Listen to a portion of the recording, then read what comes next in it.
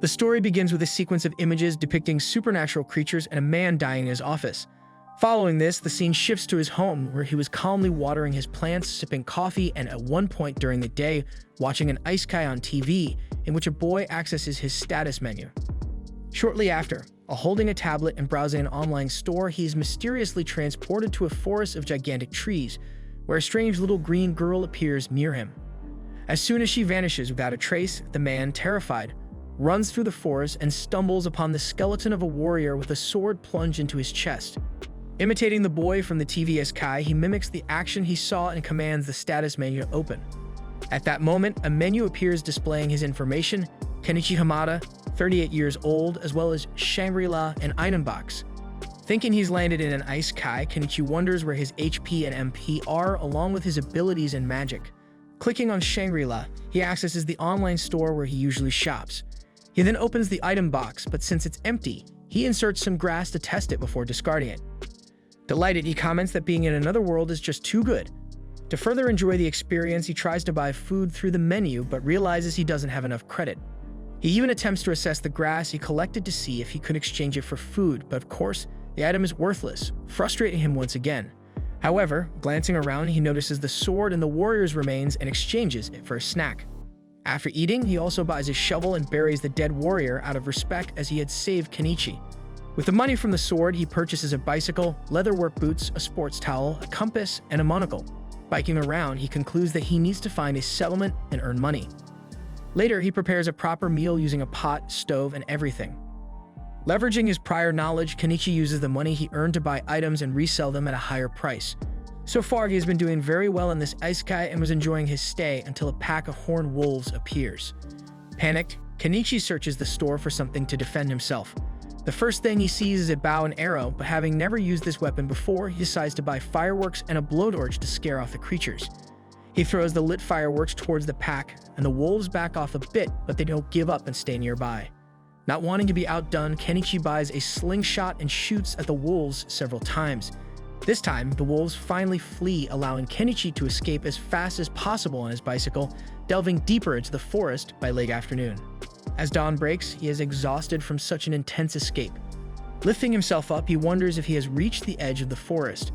To check for himself, he buys a ladder, and upon climbing it, he spots a city protected by walls. In other words, now he can earn money. With this in mind, he purchases black pepper and a leather bag to try his luck within the walls. On the way, Kenichi is nearly run over by a young man driving a cart and is surprised to hear him speak Japanese, indicating that communication with the local people is possible. The cart driver offers a ride to Dahlia, assuming that's where he is headed. The young man introduces himself as Fio, a merchant.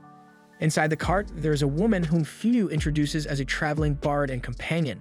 After Kenichi states his name, the merchant notes the man's strange clothes and name and inquires about his intentions in Dahlia.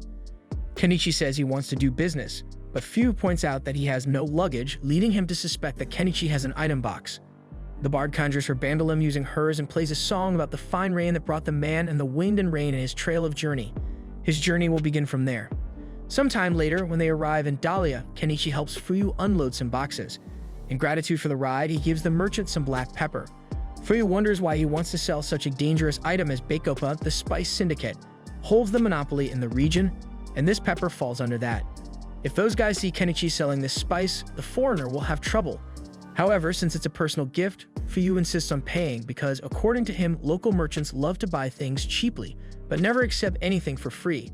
With that, he gives Kenichi some strange coins and leaves. Kenichi examines the coins in the item box and sees that they are 1 copper, 1 square silver, and another silver.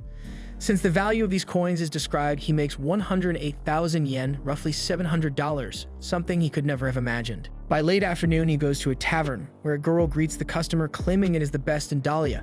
Kenichi informs her if he came to stay, so the girl charges 1 copper coin for lodging or a small square silver for 2 meals. As he only wanted lodging, the visitor pays the copper coin, but when he needs to sign his name on the tavern's list, he remembers he doesn't know how to write in the local language. The girl notices his strange clothes and asks if he's looking for an intermediary. Actually, Kenichi tells her he intends to do business on his own. However, she explains that the Merchants Guild will not register someone who cannot read, write, and calculate. The man corrects her that he knows how to do these things, but perhaps not according to local culture. Then the receptionist asks him to imagine if she has 4 bags containing 12 rinkas each, how many rinkas she has in total. Kenichi answers 48, and the girl is impressed with the mathematical talent of this genius. Afterward, she asks for his name to write on the paper and introduces herself as Azalea. Kenichi asks her to teach him the local language in exchange for some snacks from another country as a reward. The woman didn't hesitate and accepted the offer. After enjoying the sweets given to her in Kenichi's room, she became so enamored with them that she made a point of mentioning that there was nothing like it in the kingdom of Kaden. Fulfilling her part of the agreement, Azalea taught the foreigner the native language of Kaden, and he discovered it wasn't so different from Japanese, with the numbers using the same decimal system and digits handled in the same way as Arabic numerals. While posing for a drawing and seeing how quickly the man learned to read and write, Azalea imagined that he would soon become a great merchant and consider becoming his lover. However, Kenichi thought she should avoid an old man like him, especially since he was old enough to be her father. Sometime later, Kenichi finished the drawing, leaving Azalea delighted, feeling noble for having been sketched. She then hugged the man affectionately, emphasizing that he had given her sweets and made her portrait. With that, she dragged the man somewhere and turned off the room light. The next morning, Kenichi went to the guild to register, and the receptionist asked him to fill out a form. Noticing that the papers were handwritten, Kenichi guessed that they had not yet discovered printing. After completing the paperwork and being charged a silver coin for the registration fee, nearly 50,000 yen, which would seriously dent Kenichi's wallet, he requested to pay in installments. As this was possible, the woman handed a guild ID to the foreigner. Kenichi was to keep this ID visible while conducting business, which is why Fuyu had one with him. After leaving the guild, he walked through Dahlia's market and noted that 2 lightly brown sheets of paper cost 1 copper coin, a simple dish cost 1 small square silver coin, and a low-quality knife cost 1 silver coin, which he found expensive. Suddenly, a girl approached Kenichi and offered 10 tricolor fruits for 1 copper coin. Wanting to try a variety, he picked several and took them in a bag, though he had no idea what type of fruit they were. To find out, he stored the food where the names were written. The fruits were called Rinyos, Rinzis, and Rinka, the latter of which Kenichi gave to Azalea when he returned to the tavern. The girl was overjoyed with the gift, as she loved that food. When Kenichi returned to his room, he examined his ID until he fell asleep. At dawn, he impressed Azalea by showing off his carpentry skills, setting up a sales booth by himself. Moreover, the woman noticed the nails he used and explained that hers were too weak, so she wished to buy the ones he had. With this, Kenichi envisioned a profitable business opportunity with that product. Later, he went to his street space to summon his booth that was stored in his item box. A merchant next door glanced at the foreigner's products and showed interest in the nails. Kenichi told her they cost 1 copper coin for 5, so she bought that quantity and introduced herself as Anama. As the hours passed, no one visited their stalls and Kenichi started to get bored. However, as time stretched, some people began showing interest in what he was selling in his booth, especially the nails, brought some traffic on the first day. Anama commented that the nails were selling well and thanked him for drawing customers to her stall too. Grateful for the recognition, Kenichi realized he had made 15,000 yen in profit. Perhaps he could live off selling just nails, but it was likely that imitators selling something similar would soon appear. A well-dressed man with a sword at his waist appeared at the booth, and Kenichi thought he might be a high-ranking person. The man asked to see a knife, and upon testing its sharpness, inquired about the price.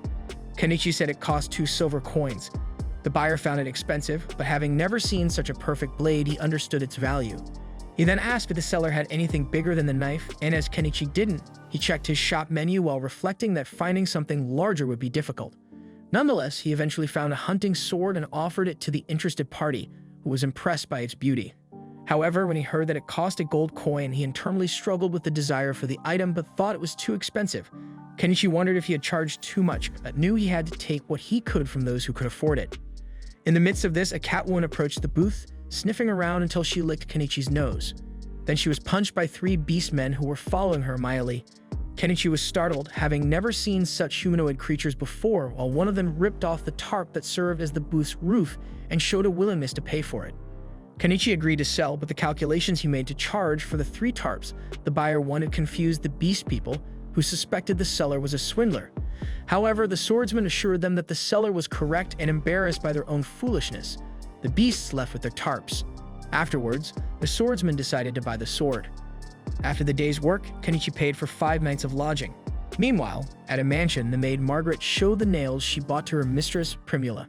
Impressed by the quality of the items, Primula decided to also sell them in her store.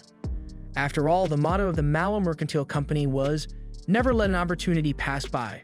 Returning to Kenichi, he decided to take a hot bath before nightfall. He thought about buying a bathing barrel, filling it with river water, and heating it on fire, but if he wanted these luxuries, he needed to earn more. By the way, he wondered how this Shangri-La worked, since the products simply appeared out of nowhere for him. Reflecting on it, the merchant thought there must be some catch to this scheme, like a fee he hadn't discovered yet but was accumulating as he bought there. In the midst of this, a dirty little girl hunted a bird in the forest to eat. Her dream was to eat until she was full.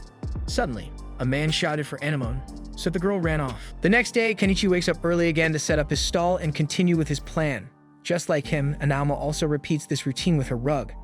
As he arranges the necklaces in the store, he reflects that they might not be quartz or diamond, but zirconium and cut glass should still be quite valuable in this world, and he thinks it would be nice if he could attract a woman's attention with them. Meanwhile, Anama approaches and, seeing the organized accessories, comments that the shopkeeper always has good items in stock and wants to know who the supplier is, but Kenichi smiles and replies that it's a trade secret. At that moment, Margaret, the same maid from yesterday, approaches Kenichi in search of 100 clothespins, which impresses the vendor. Calculating the money he will make, he eagerly separates the items while Margaret eyes one of the necklaces for sale. She asks if it is diamond, and Kenichi informs her that it was made from polished glass. In fact, it's zirconia, but the vendor keeps quiet about that.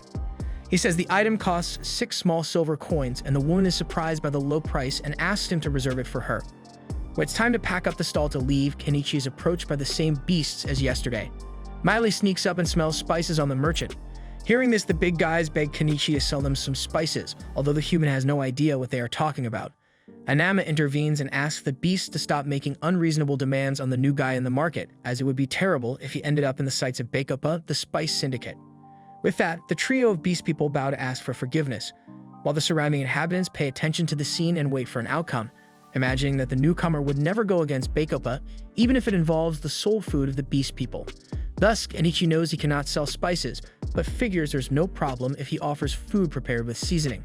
So he will make the food just this once, but they must eat near the river on the outskirts of the city. Hearing these words, the beast dance with joy, and Anama asks to come along. Not wanting to waste time, the big guys help pack up the merchant's stall in seconds and drag him to the mentioned place. Once there, Kenichi asks his new friend to help by cutting some vegetables, and she asks if they are really vegetables because of the color. Kenichi replies that they are from a foreign land, but they are quite tasty. To diversify the menu, the beast people catch some fish and eagerly await the meal. When it's finally ready, they get excited with all the enthusiasm possible, and when they try this type of food prepared by a human for the first time, they fall madly in love at first bite. Anama even comments that they are eating with silver spoons looking like nobles, but Kenichi corrects in his mind that they are stainless steel. The beasts emphasize that a drink would go well with this dinner, and Anama tells them to show some restraint. But Kenichi is more relaxed and remembers that everyone is having fun, so he buys a 4-liter bottle of shashu online. The condition for the beasts to get this drink is not to tell anyone about this meal, and everyone agrees easily. A bit later, talking alone with the man, his fellow merchant asks if he isn't being too generous, but he sees nothing wrong with forgetting reality once in a while. Miley approaches and asks for more drink, and the human takes the opportunity to introduce himself. Similarly, from right to left, the beasts introduce themselves as Myakuro, Naimelo, and Nyanji. After that, the quartet of beast people take a dive to digest with mastery, and Kenichi throws a bar of soap for them to take a decent bath. After the bath, the merchant buys beds and warm blankets for everyone to lie down on the grass, and the people pass out right there, while Kenichi admires the sea of stars that enchants the sky with its beauty. When dawn comes again and the guy returns to the inn, Azalea questions if he stayed out all night, but not that she cares since he paid for the room. Seeing no problem with the intrusion, he tells her that he took a stroll with the beast people by the river, but Azalea responds that he could have stayed with her instead of some beast woman. Kenichi argues that there weren't only women there, so Azalea slaps his clothes and releases some silky and shiny beast woman hairs. Later, as he begins setting up his stall, the man wonders if Azalea has started to hate him because of this, but the truth is that he doesn't need women in the peaceful life he's seeking. In the midst of this, Margaret leads her mistress to the foreigner's store, then Primula approaches and enchants Kenichi with her extraordinary beauty. After controlling his feelings, he asks if the client came to buy the item he set aside for her, and Margaret makes the payment before receiving the necklace and passing it to her mistress. After hearing that the item was made of glass, Primula looks more closely and asks if the vendor is sure it's not real diamond. Kenichi confirms it's polished glass, but still the woman wants to take a look at other necklaces in case they are available. Promptly, the store owner shows more similar items, and Primula is impressed to see that he uses an item box to store them. Seeing everything there, she formally introduces herself to the shopkeeper and asks him to meet her father, the owner of the Mallow Mercantile Company. Anama tells that the Mallows are major merchants in Dahlia, and that the company's boss is a kind-hearted and much-loved man. Listening attentively, Kenichi sees this as his chance to gain contact with the major company. Soon after accepting the proposal, on the way, he comments that he has never traveled in such a fancy carriage as this, and Primula replies laughing that the nobles have even more extravagant carriages. Then she tells that she hired a craftsman to try replicating the clothespins that Kenichi sells, but the professional ended up not being able to do it, as according to him, the metal of the clothespin may seem simple, but it requires advanced technology to be made. Without delay, they arrive at a mansion that leaves the man in awe, although Primula insists it's small compared to a noble's home. Inside, Mallow introduces himself and praises the visitor's manners for doing the same. Kenichi presents the items that captivated the man's daughter, and the company owner himself seems to have fallen in love with them. Primula whispers something in her father's ear, then he asks Kenichi if he indeed has an item box. The younger salesman confirms he does, though it's small, and the older one shows his on the table. He used this box to make his company what it is today. In turn, Kenichi shares that he only uses his for storing crops, which prompts a laugh during the conversation. Speaking of which, the visitor asks why he is there, so Mallow offers Kenichi a position as a supplier for the merchant company. The visitor wonders if the tycoon can find the right market for these items and sell them for even more profit, and Mallow assures him he can. In that case, Kenichi asks if it wouldn't be easier for the businessman to buy at his store and resell them later. Mallow comments that Kenichi might not like that, and he indeed confesses he wouldn't. Additionally, Mallow reveals there's a chance company rivals might make a better offer, and securing a deal would be a way to ensure that doesn't happen. By the way, the businessman makes it clear that he couldn't stand any competitor signing an exclusive contract with Kenichi, as that would be the silliest thing a trader could do. Moreover, one of the secrets to the great profits of Mallow's merchant company is, don't be fooled by the profit in front of you. You might miss an even better business opportunity. With that said, Mallow offers to split the profits 50-50, and Kenichi shakes hands with the experienced merchant. With that handshake, the rookie gains tens of thousands on items he could buy for 2,000 or 3,000, meaning the deal is in the bag. After signing the exclusive contract, Kenichi earned over 500,000 yen from the first products he supplied, such as the cameo brooch. Enamored with the brooch, Primula herself offered 10 gold coins for one, equivalent to 2 million yen, or about 77,000 Brazilian reais. Therefore, because of deals like this, Kenichi's balance in Shangri-La had already exceeded 8 digits, so he decided to buy a house. After all, now that he had money, the middle-aged man could start the peaceful life he always wanted. Always with this in mind, he crosses the outskirts of the city until he reaches the more remote forested areas. At one point in the forest, he decides he'll set up base there. However, when he returns to the inn and finds Azalea in his room, she warns him that the area is very dangerous. Kenichi acknowledges this and argues that he won't live too far from the city walls, but the girl insists that his desire is odd. In the following days, despite his friend's warnings, the man mows the grass on the plot where he will build his home using a modern mower, also purchased at the Shangri-La store, of course. The problem is that it runs on fuel, which is an issue. To solve this, the trader bought mixed gasoline for 2-stroked engines, which is quite expensive. After all, there's not much choice besides that, since they don't sell fuel there. Eventually, he builds a road leading to his land, and after that, cuts some trees with a chainsaw and an axe.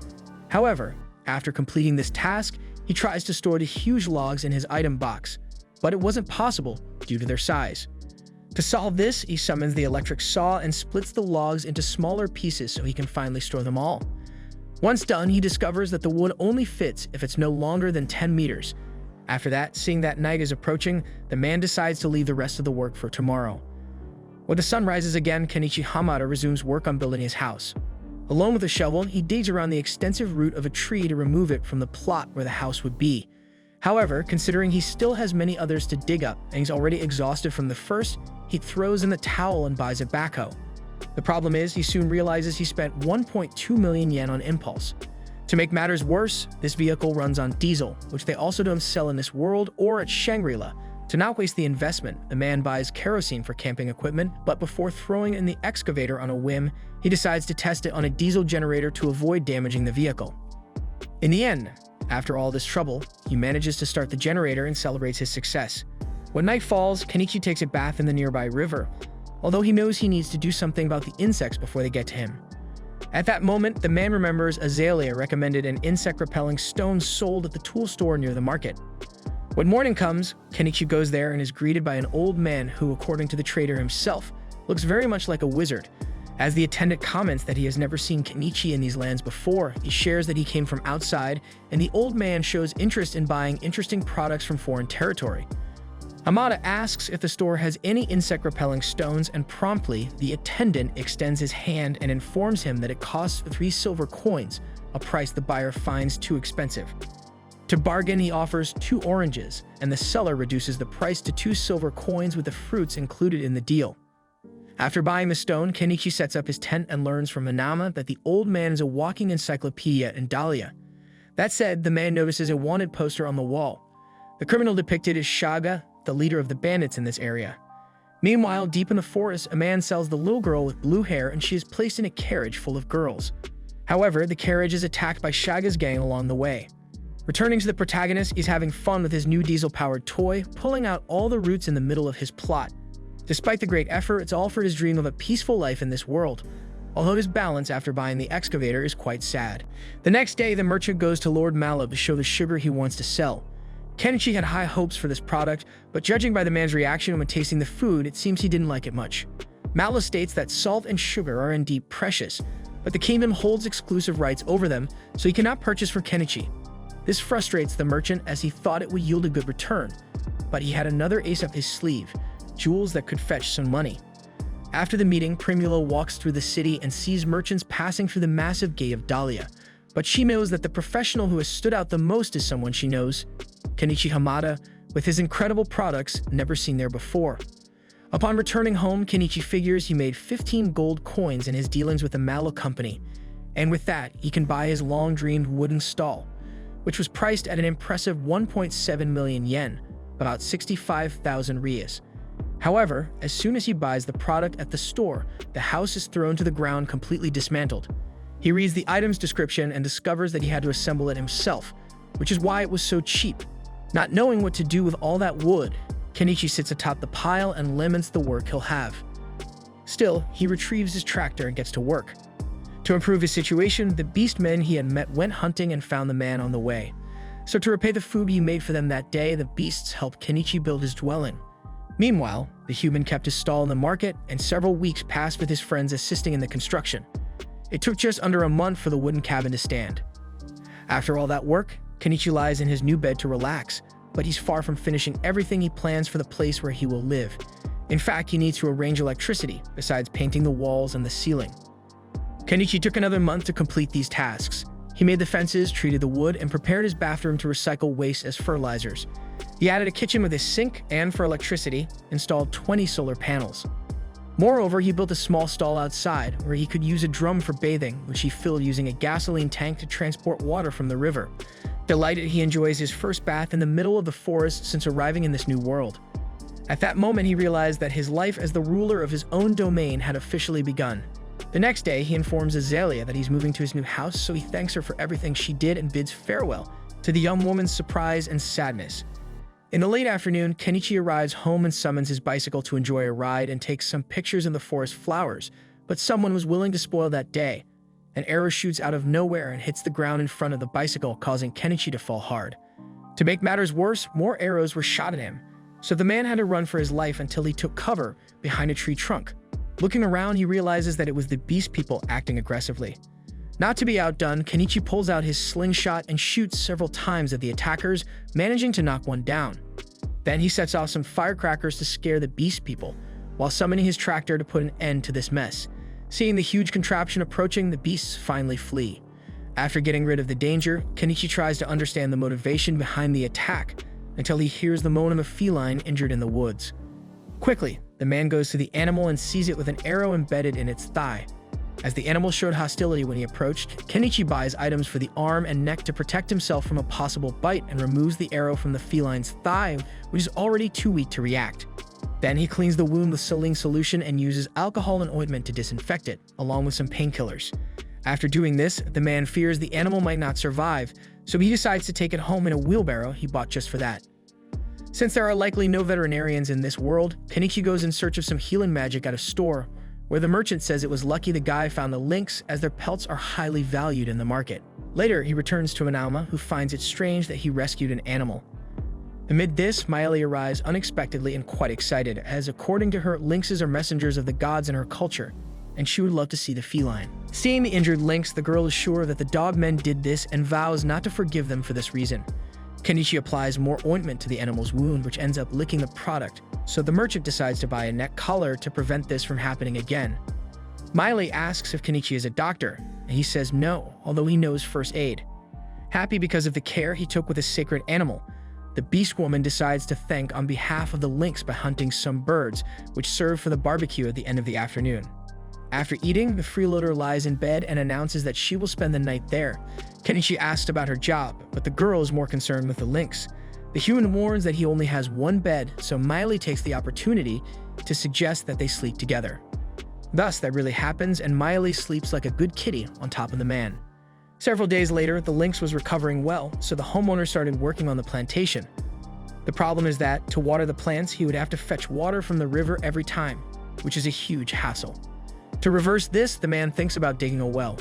At night, things were calm while he slept near the lynx until the image of a huge tree appears, where Kenichi slept in the lap of a woman with purple hair. Then the lynx jumps on the poor man's belly, as if saying it's already well. To confirm this theory, the feline goes to the door and makes it clear that it wants Kenichi to open it. When he does, the man watches the animal head into the woods and wishes it a good life. In the following days, Kenichi took some more time off from his stall to tend to his land and complete the well. A week later, he finally managed to pump water directly into his bath barrel.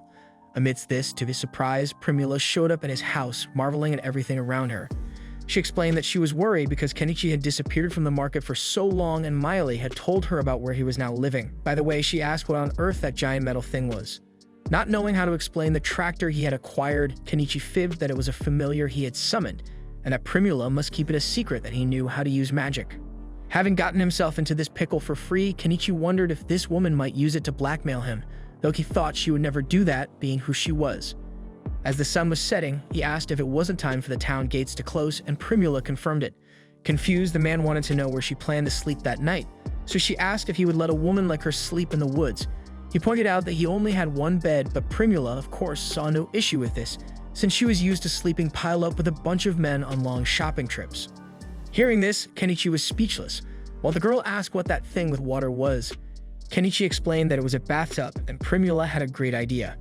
When night fell, she stripped down and bathed to the sound of nocturnal birds. But instead of being relaxing, she became frightened and called out to Kenichi, who was nearby. He approached and suggested she might try bathing some other time since she was scared, but she reminded him that the motto of the Mallow Company was, "Never let an opportunity pass." So Kenichi wondered what Primula would do if he were a bad person, but she didn't think a guy who saves animals and feeds beastmen could be bad. At bedtime, Primula emerged from the bath and was amazed by the bathrobe the house owner had offered, so much so that she even asked him to produce more to sell. Then she also loved the nightgown, and given all the fantastic products this man had, she imagined that one day he might become the greatest merchant in all of Dahlia, if not the entire kingdom of Kaden. However, Kenichi wanted none of that. He thought attracting the attention of nobles only brought trouble, when all he wanted was enough to live a quiet life. Therefore, Primula promised never to mention her supplier's name to the nobles. Kenichi thanked her for her consideration and finished a drawing he was doing of his friend. Later, already lying in her bed, Primula tried to call Kenichi and ask if he was already asleep, while the man pretended to be just to keep things cool. Meanwhile, in a remote region, Shiva was being served by the little girl with purple hair who was being used as a servant. Another man arrives, pushing the child to the ground and handing a bag to the leader, who opens it and sees several gold coins and a letter assigning him a task. When dawn broke, Kenichi took Primula home and thought about the excuse he would give her father upon arrival. However, once there, Mr. Mallow himself apologized for his daughter's behavior and said he didn't know who she took after. In turn, the girl assured she took after her father. As they discussed business at this meeting, Mallow saw Kenichi's bathrobes and nightgowns, which also included some sexy lingerie capable of winning the heart of even the most puritanical man. Mallow was embarrassed to see this business in front of him, while his daughter fell in love with the outfit. In the meantime, the maid Margaret arrived with some accounting books that the boss had requested. Kenichi remarked that it was to be expected of so many ledgers from a great merchant, but Mallow mentioned that the accounting system had changed, so he was having to rewrite everything because the neighboring empire had invented a system known as double-entry bookkeeping. Hearing these words, Kenichi was astonished, as that existed in his old world. According to Mallow, this new rule spread quickly thanks to its creator. Then Mallow also showed interest in the bathtub that Primula mentioned, so Kenichi took the opportunity to show a product prototype outside. Arriving there, Mallow introduced a clay pump, another product that was spreading rapidly across the empire.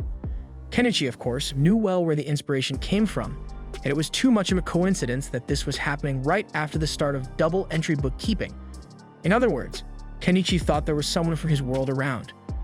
Frustrated with this, he showed the Mallows a drawing of a bicycle that he was inventing named Dracena, but the two laughed at him, thinking that this odd thing was some kind of joke. After that day, Primula began visiting Kenichi more frequently. Tonight, she informed him she would be away for a month starting tomorrow. Kenichi asked if it wouldn't have been better for her to have slept at home, but Primula wanted to try out that lingerie the man had mentioned at the meeting.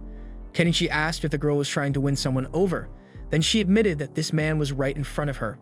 He couldn't understand how a young and beautiful woman like her could be attracted to an old man like him. But Primula thought he was incredible, and besides, her father wouldn't mind. Confused by this revelation, Kenichi asked for time to absorb the information, as something like this involved a lot of responsibility. Thus, Primula asked if they could at least share the same bed, and the man agreed, but only for sleeping. Later, while she was already asleep, he wondered what Primula saw in a guy like him. The next morning, the woman returned to town, so Kenichi was left alone at home, at least for a few seconds, because that armored warrior had just appeared at his fence. He introduced himself as Norseball and said he had been investigating rumors that a suspicious man had begun living in the forest. Then he found out now that it was just Kenichi. That said, Norseball asked what the heck those gadgets were. Since he couldn't call the gadgets solar panels, Kenichi tried to explain that it was something related to magic, meaning now another person had to keep the secret that he was in fact a mage. In this case, Norseball went a bit further and asked for a little favor, and Kenichi understood that he had to give up 3 steel ingots to buy his silence. Happy to have material to forge a good sword, the warrior shares that a mage with a unique magic has appeared in the Empire, capable of producing a large quantity of a yellowish sauce called mayonnaise. By the way, it's said that this guy defeated a dragon using mayonnaise. Knowing this, Kenichi realizes that this mage who has reincarnated in this world is really pushing the boundaries. 1 month later in the city market, Kenichi was waiting for the arrival of Mallow's caravan as usual, when he noticed some people stirring about an attack that had occurred. When Margaret herself arrives to tell what happened, he finds out that things are serious. Kenichi made his way through the crowded throng where Mr. Mallow was on his knees, pleading with adventurers to rescue his daughter, but the men refused to confront someone like Shaga. Some locals informed the businessman that the guild would need a few more days to organize the preparations for an expedition, but he was desperate and couldn't wait. Shaga's route consisted of 50 henchmen, so few would dare confront such a formidable gang. Meanwhile, the bandit leader threw Primula into a cell but noticed she hadn't shed a single tear, which was expected from the daughter of a major company. Shaga remarked that Primula was so beautiful it left men drooling, so at least one sleazy noble would take very good care of her during her stay. Back to Mallow, he finally reached Kenichi with his plea, begging on his knees for his girl to be saved. At that moment, the man remembered the times he had spent with his wife and impulsively said he would help. As soon as he said this, Kenichi knew he should have thought it through better because this was a real war situation, and he was just an amateur. Yet, if he did nothing, who knew what could happen to Primula? Moreover, he now had the Shangri-La, which would be a great help. Speaking of which, Kenichi asked for money in advance to make the preparations, and Mallow handed over 10 million yen without a second thought, approximately 383,000 reis.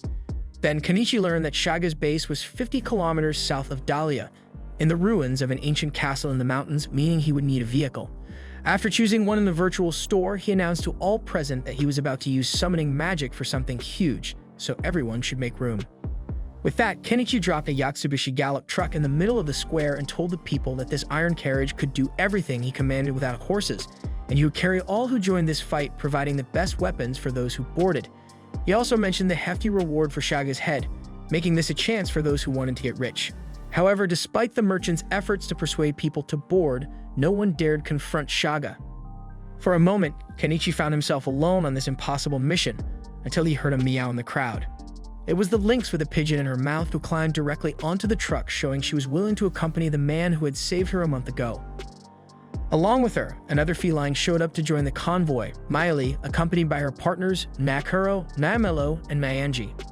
Soon, Miley received a state-of-the-art composite bow and admitted she never imagined seeing something so well made.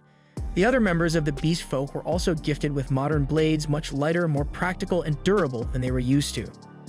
Norseball then appeared to join the group with his latest sword crafted from resources provided by Kenichi, the Great Wolf Fang. According to the knight, hunting Shaga would be a worthy first battle for his sword to gorge on the blood of those villains. Kenichi found this a bit scary but didn't object to the man's presence on the truck. Then the old tool shop owner came forward to join the team. Kenichi warned that it was too risky for an elderly man, but the old adventurer demonstrated he still had a lot of fight left in him by summoning a powerful fireball on the ground. Lastly, even Anama showed up to climb on the truck, arguing it was cruel to leave her out. Kenichi reminded her it would be a bloody fight, but she insisted she could at least prepare the food, promising to run if things got too hot near her. With that, Kenichi pulled the woman onto the vehicle. After this, he asked again who else would join the group to face Shaga, but as he repeated the announcement, people definitively left until no one else remained. When Kenichi realized the group was formed, Malo asked to come along, but the merchant said the man should tend to his wounds first and save a beautiful smile for when his daughter returned home safe and sound.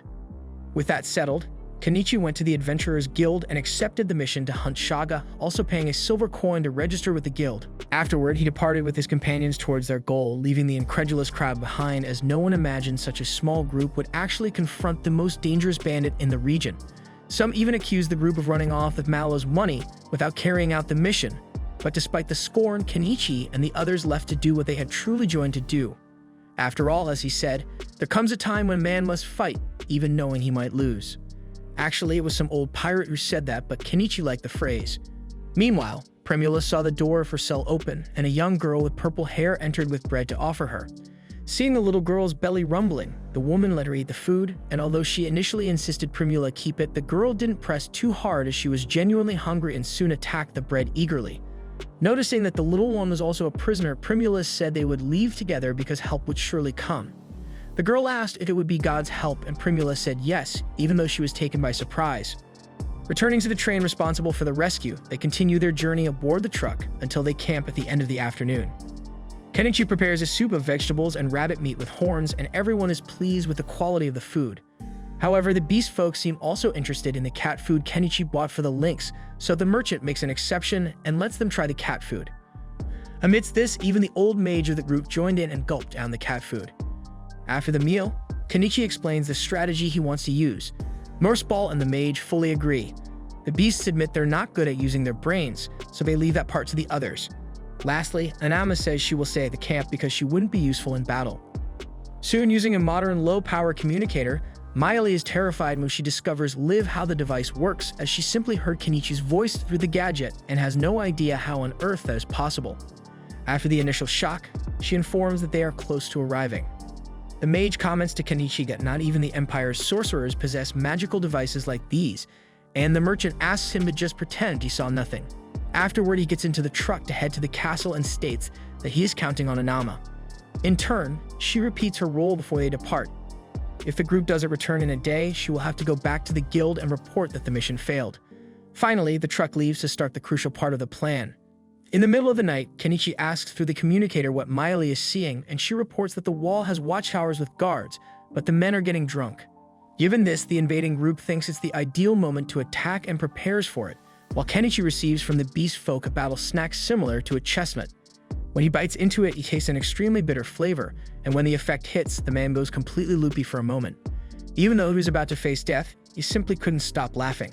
When driving towards the enemy castle, the man felt like he was in a game of Mario Kart, where everything was flowers and nothing could stop him.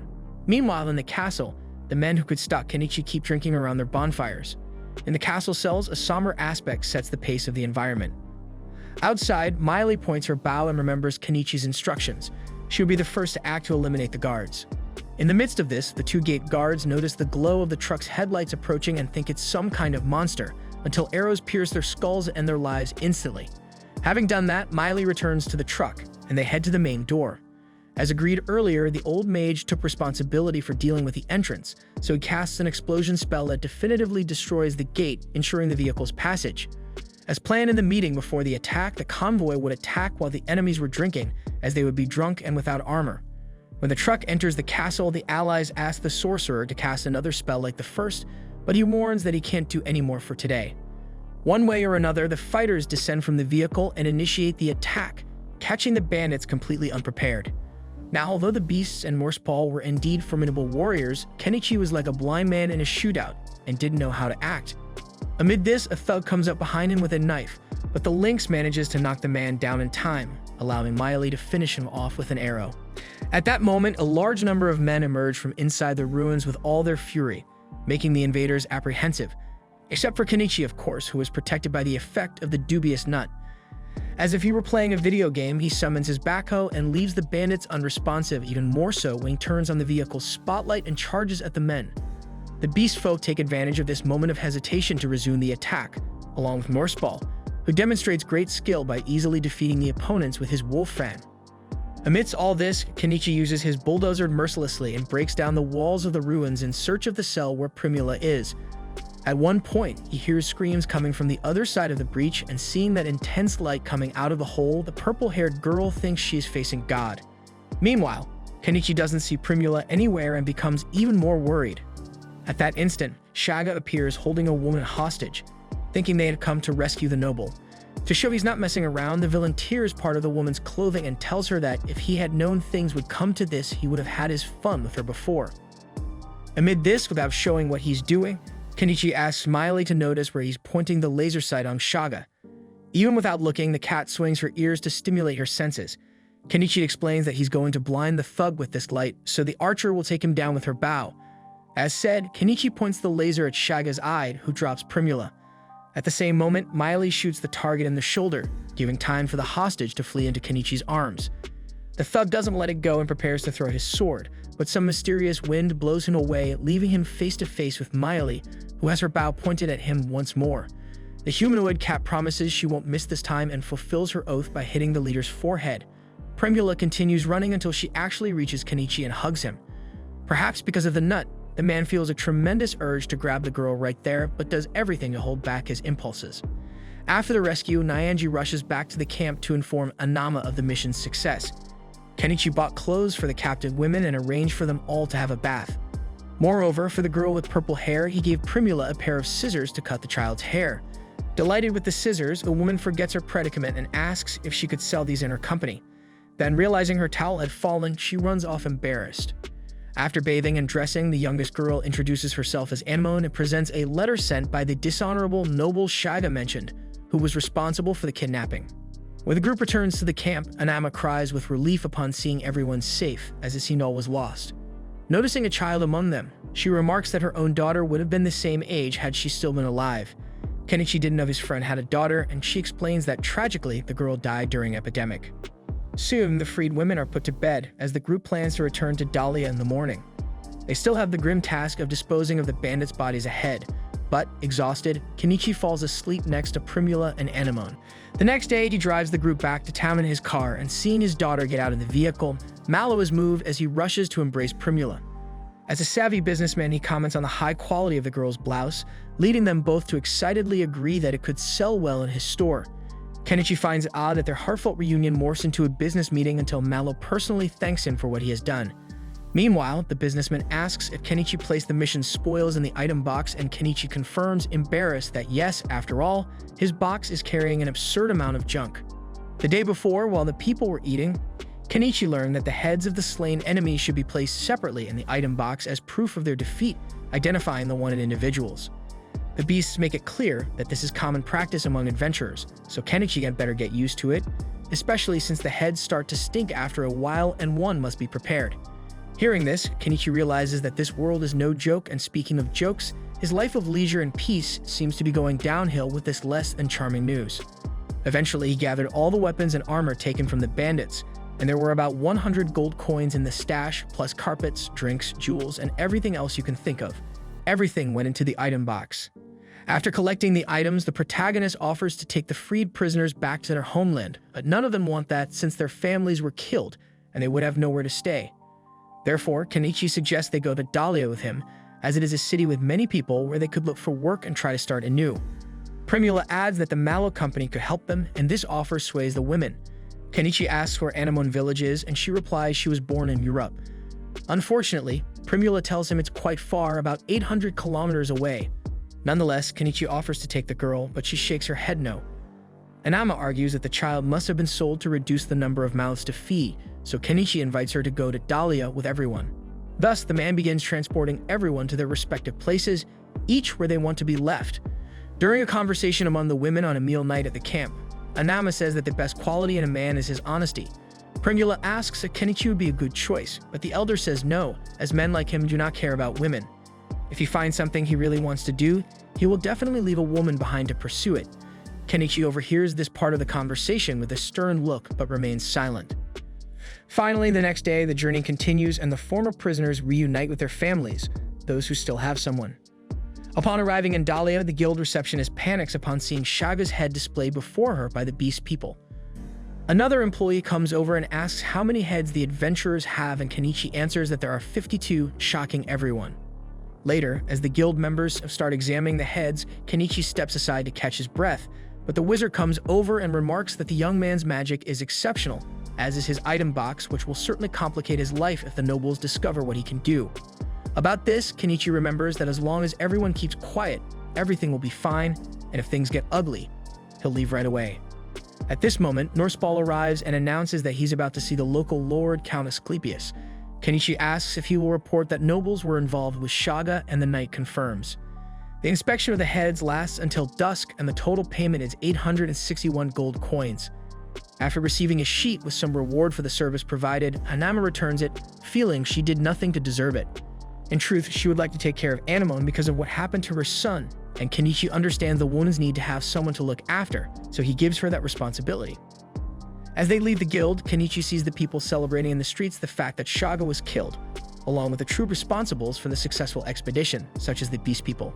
Speaking of them, since Anama refused the reward, Kenichi divided it among the other 7 members of the group, so it was 123 gold coins each. Kenichi goes to the Lynx and gives her some food, saying he decided to spend the night in the city as the gates close at that hour. To make the most of the night, he heads to the Azalea Tavern, where a woman sings about someone who opened the gates of hell. Azalea is thrilled to reunite with her friend and asks if it's true that he defeated a band of bandits. Seeing that the entire clientele is watching this conversation, the man denies it was him and pretends the woman got the wrong person. Internally, Kenichi thinks that if he told Azalea it was him, she would take the reward from him before he received it. Amidst this, the musician starts singing about a group of catmen led by the Lynx, while the tavern owner reminds Kenichi of the promise he made that they would be lovers when he succeeded in business. Kenichi is impressed by the woman's intuition going full throttle, since he never said anything about having made a lot of money, so he argues he never made such a promise. In tears, the woman shouts that she was just a fling to this man, while the customers remind her that she's there to work, as one of them has an empty mug. Meanwhile, Kenichi doesn't take the drama seriously and jokes that he is indeed a no-good adult. As he climbs the stairs to use his lodging room, the protagonist reflects that it's only a matter of time until the nobles learn about him. In the middle of the night, while Kenichi sleeps, a girl passes by the Lynx without any trouble and makes her way through the hallway into the man's room. When Kenichi sees Azalea's face under his blanket, he complains that he's too tired for these games, but the woman isn't looking for excuses. Since it's been a while since they last met, she thought they could have a bit of fun. As she speaks, Azalea shamelessly strips off her clothes until the couple realizes that Anemone has burst into the room, watching them along with the Lynx. In the end, it's the little girl and the feline who end up sleeping with Kenichi. The next day, Kenichi thinks that Anama might be worried about the child, so he goes to the market to look for her, but the woman isn't there. The catmen are hungover and have no idea where the merchant might be, so Kenichi decides to take care of some tasks, such as selling equipment taken from bandits, which nets him 32 gold coins. He then sells items from Shadmet to the Mallow Company for 35 coins, and later, after selling furniture and boughs at the old man's tool shop, he earns another 22 gold coins. Altogether, this earns him 17,800,000 yen. Divided among the 7 members of the expedition team, each will receive 12 coins. Kenichi decides to give a portion to Anama and the women who chose to stay in Dahlia. After dining with the Beastmen, Kenichi takes Anemone back to his place alongside the Lynx, where Anama is extremely worried. Later, while having tea, the little girl confesses that she wants to stay with Kenichi. Sadly, Anama suggests she could teach the girl how to run a business so that she wouldn't feel lonely as they would live together, but the little girl insists she wants to live with the man.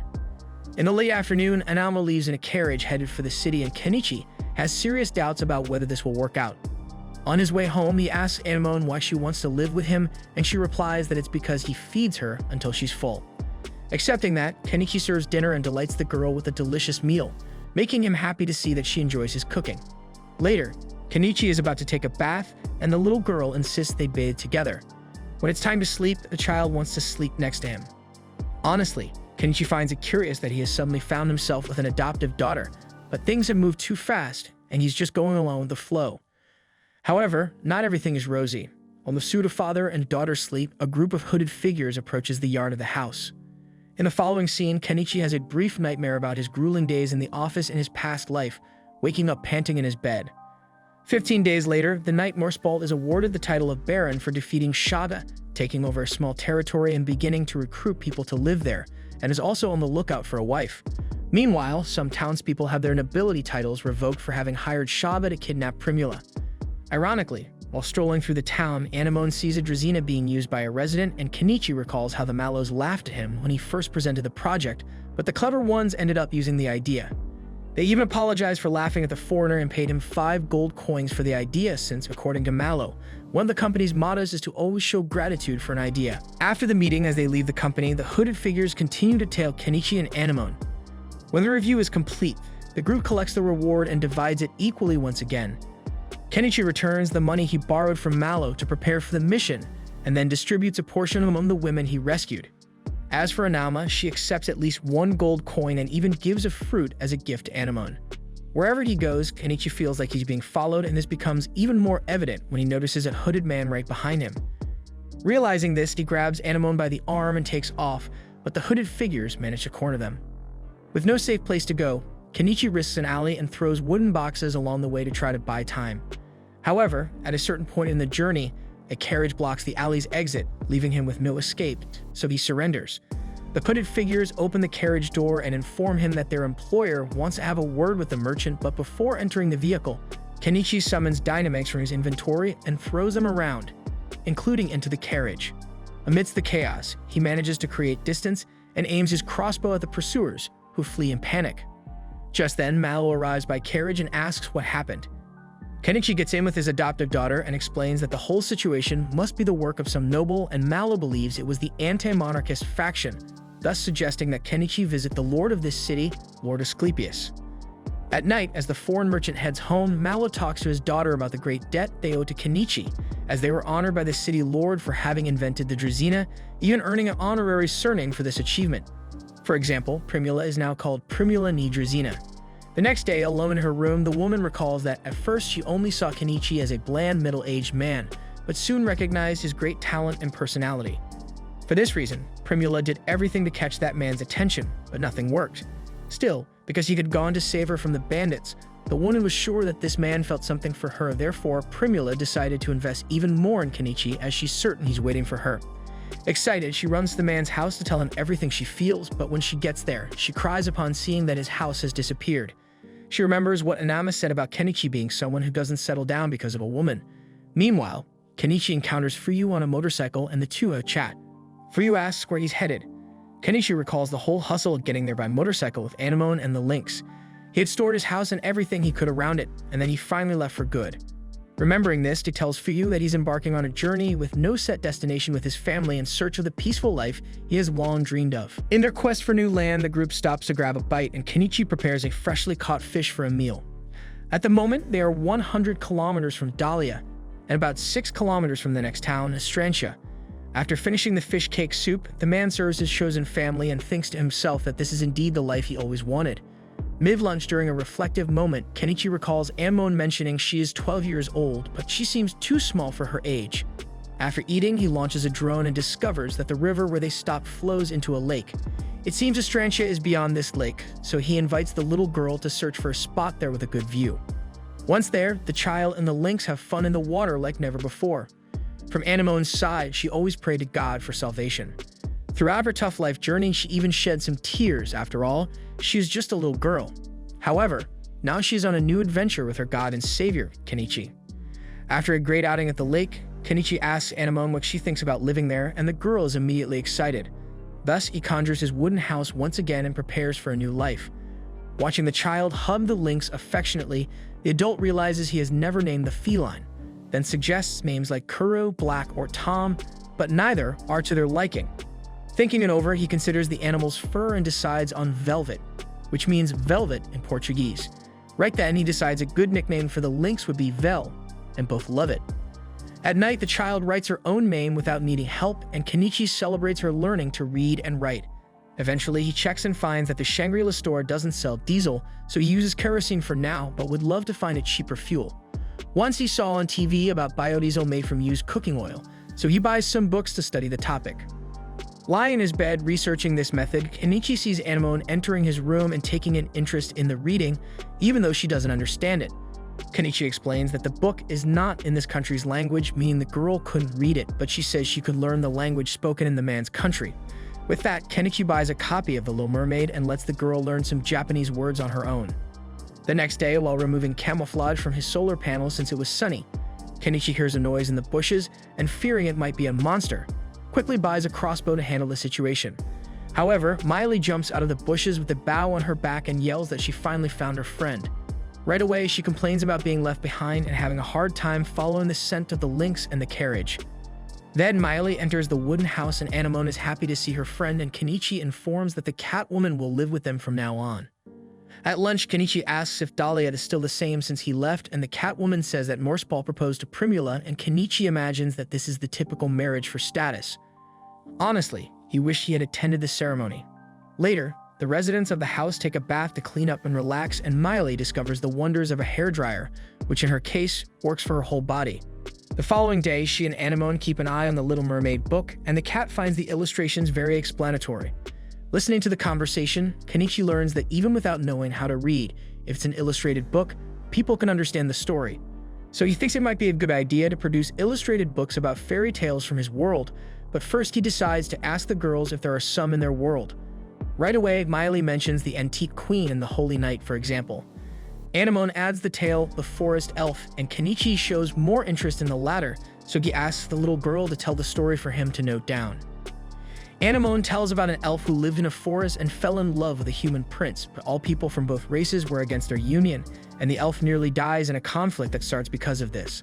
However, thanks to the power of the fairies, she escapes to a safe place, and the two live happily ever after in the depths of the forest. After noting each part of the story, Kenichi buys a mimeograph printing kit and puts into practice his plan to build books based on local tales, leaving Anemone and Miele amazed when they see in front of them a book ready with a story they've heard all their lives, something completely new for both.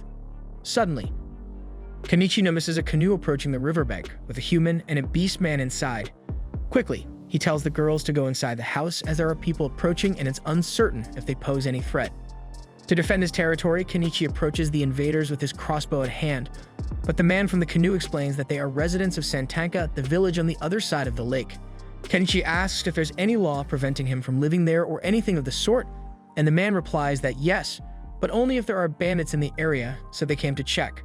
Moreover, he observes that the intruder seems well armed, so Kenichi explains that he is a merchant who had trouble in his town and had to flee.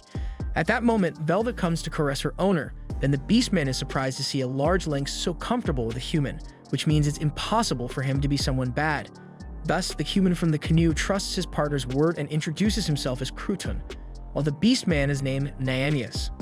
Next, Kenichi takes the two to the backyard of his house, where Crouton says he worked for the kingdom of Estrantia, thus he ends up taking care of these matters. Naanius sees the girls inside the house and comments to his partner that there seems to be no problem around, so the human agrees and apologizes for the inconvenience. Putting that aside, he sees the books produced by Kenichi and asks if they are for sale. Later, during a meal, Miley asks if the homeowner has sold his books yet, and he replies that Croven has a daughter Anemone's age. After the meal, while Anemone stays home reading, Kenichi heads to the forest and stores medicinal plants in his inventory. Miley arrives and hugs the man from behind, whispering that Anemone is not around. Seeing that the cat was hinting at something, the human asks if she is in heat. In the following days, Kenichi builds an external shed and begins synthesizing biodiesel inside it. Wearing his hazardous material protection suit, the Japanese man feels such intense heat that occasionally he has to throw everything up in the air and jump into the lake to cool off. It was a dangerous job involving a deadly toxin, but if successful, Kenichi could create a much cheaper fuel. On one hand, expectations were high and he was very focused on this, but on the other, there was a certain little girl who was sulking because she hadn't been getting much attention lately. As if out of nowhere, Kenichi approaches the child and invites her to make a new illustrated book. Getting no response, he mentions thinking about going to Estrantia and invites his adopted daughter. Miley appears at that moment and accepts the invitation, even though she wasn't invited, so Anemone decides to join in. Since Miley had been to this city many times, she was responsible for showing the way while Kenichi and Anemone rode a motorcycle. Since they couldn't take the direct road there, they had to make a 10 kilometers detour. Upon arrival, Kenichi heads to the local adventurers guild and is greeted by a staff member who caught attention due to her extravagant physical attributes. After regaining his composure, the man informs that he wants to register at the guild. The woman asks for identification, so he shows the item that proves he is registered in the Merchants Guild and the Adventurers Guild in Dahlia. Miley, also wanting to register there, says she is a formal adventurer in Dahlia. After evaluating the man's ID, the receptionist apologizes upon discovering she's speaking to Kenichi Hamada, who defeated the feared Shada, but he asks the woman not to speak loudly to maintain his privacy. Amidst this, Anemone shouts that Kenichi is the strongest god that exists, leaving the man even more embarrassed. Regardless, the receptionist says the cost to register at the guild is 1 silver coin. After registration, the group heads to the street market of Estrantia, and Kenichi reflects that in this world, it's common just to boil vegetables and meats and put them in the soup without a base broth. Hence, he understands why Anemone and Miley are giving that unfriendly look without his special seasoning. Knowing this, he buys a bonito fish broth for the two to remember what real food is like. Amidst this, he notices 2 suspicious men looking for someone, while Cruton enters a dark alley with his daughter. Putting that aside for the moment, he continues his stroll through the market with the girls until they find a tool store called Snowflake. Miley mentions that it belongs to the old mage, and smelling treasures, the man decides to enter. Inside, the mage was at the counter and welcomes the customers, while commenting that she had never seen them there before. Kenichi replies that he came from Dahlia, but ends up calling the woman Granny accidentally, which clearly offends the lady. Realizing this, he almost calls her the same way again when asking about a tool, but corrects himself before repeating the mistake. Then the shopkeeper demonstrates the tool's function by pouring water into one container and wine into another. After a reaction from the tool, the 2 liquids are poured separately into 2 mugs. Kenichi tastes the wine and notes that the alcohol content strangely increased. After a closer inspection, he asks if the tool separates certain substances from what is on top. The mage replies that this is a magical item that extracts the liquid placed in the front plate and discharges the rest from the bottom. At that moment, Kenichi realizes that he can produce biodiesel without any chemicals if he uses this gadget, so he buys the item for 5 gold coins. Then Anemone appears with a grimoire in hand, and Kenichi is excited to ask if this thing allows you to use magic by reading. Startled by the man's behavior, the lady explains that this won't be possible for those who have no magical power, but Kenichi is willing to take the risk and buys the book for 10 gold coins. He was eager to take it home, but the mage explains that grimoires need to be registered first, so the buyer must return in a week. As they leave the store, they encounter Nyanias on the way, but the beast was in a hurry and runs off with a bag on his back. With that, Kenichi gets worried and feels that he should head home as soon as possible. By the way, in some alley, he sees those 2 suspicious men from the market telling each other that they found who they were looking for. Soon after, a child screams, and Kenichi sees Crouton with his daughter being threatened by armed bandits. Hesitating to get involved for a while, Kenichi knows he hates getting into trouble, but when Anemone asks if he's not going to do something, he realizes he has no way out at this moment. Then he asks Miley to take care of the child, but if things get ugly, she should lend a hand. Thus, the man buys a medieval plague doctor mask from the online store and heads into the fray. As he approaches the bandits, he uses the item to scare them, claiming to be a wizard full of tricks. Saying that, he grabs several firecrackers and explodes them in the path of the thugs, forcing them to flee.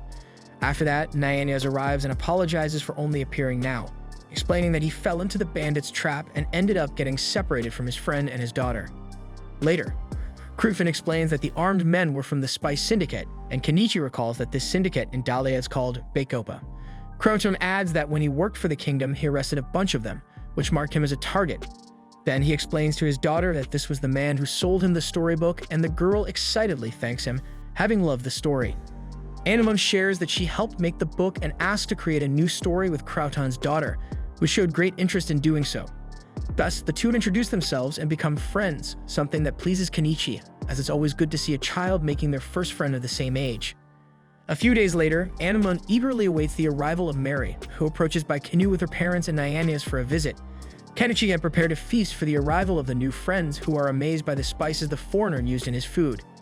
Afterwards, they spend the entire day having fun, especially the children, until the late afternoon comes along with time to leave. After that, Mary and Anemone begin to visit each other every day, and Kenichi also gets to know the village of Santanka, where Cruton's daughter lives with her family. The two girls start working on an illustrated Cinderella story until one day, something happens. Barely able to breathe, Cruton arrives at Kenichi's house with a huge sack full of coins, stating they are all his savings. According to him, Mary is suffering from a high fever, and he hopes to buy any medicine from the merchant that works. It appears to be a region-specific disease, and most children who contract it don't survive even a full day. Hearing this, Anemone hugs her father in desperation and mildly remembers that the mage from Astrantia might be able to use some healing spell. Unfortunately, Crouton laments that he doesn't have the money to request such a service. So first of all, Kenichi buys medicine to reduce the fever and sends Crouton back to his village with all his money, promising that he will be there soon. Having done this, he leaves Miley to take care of Anemone and sets off on his motorcycle.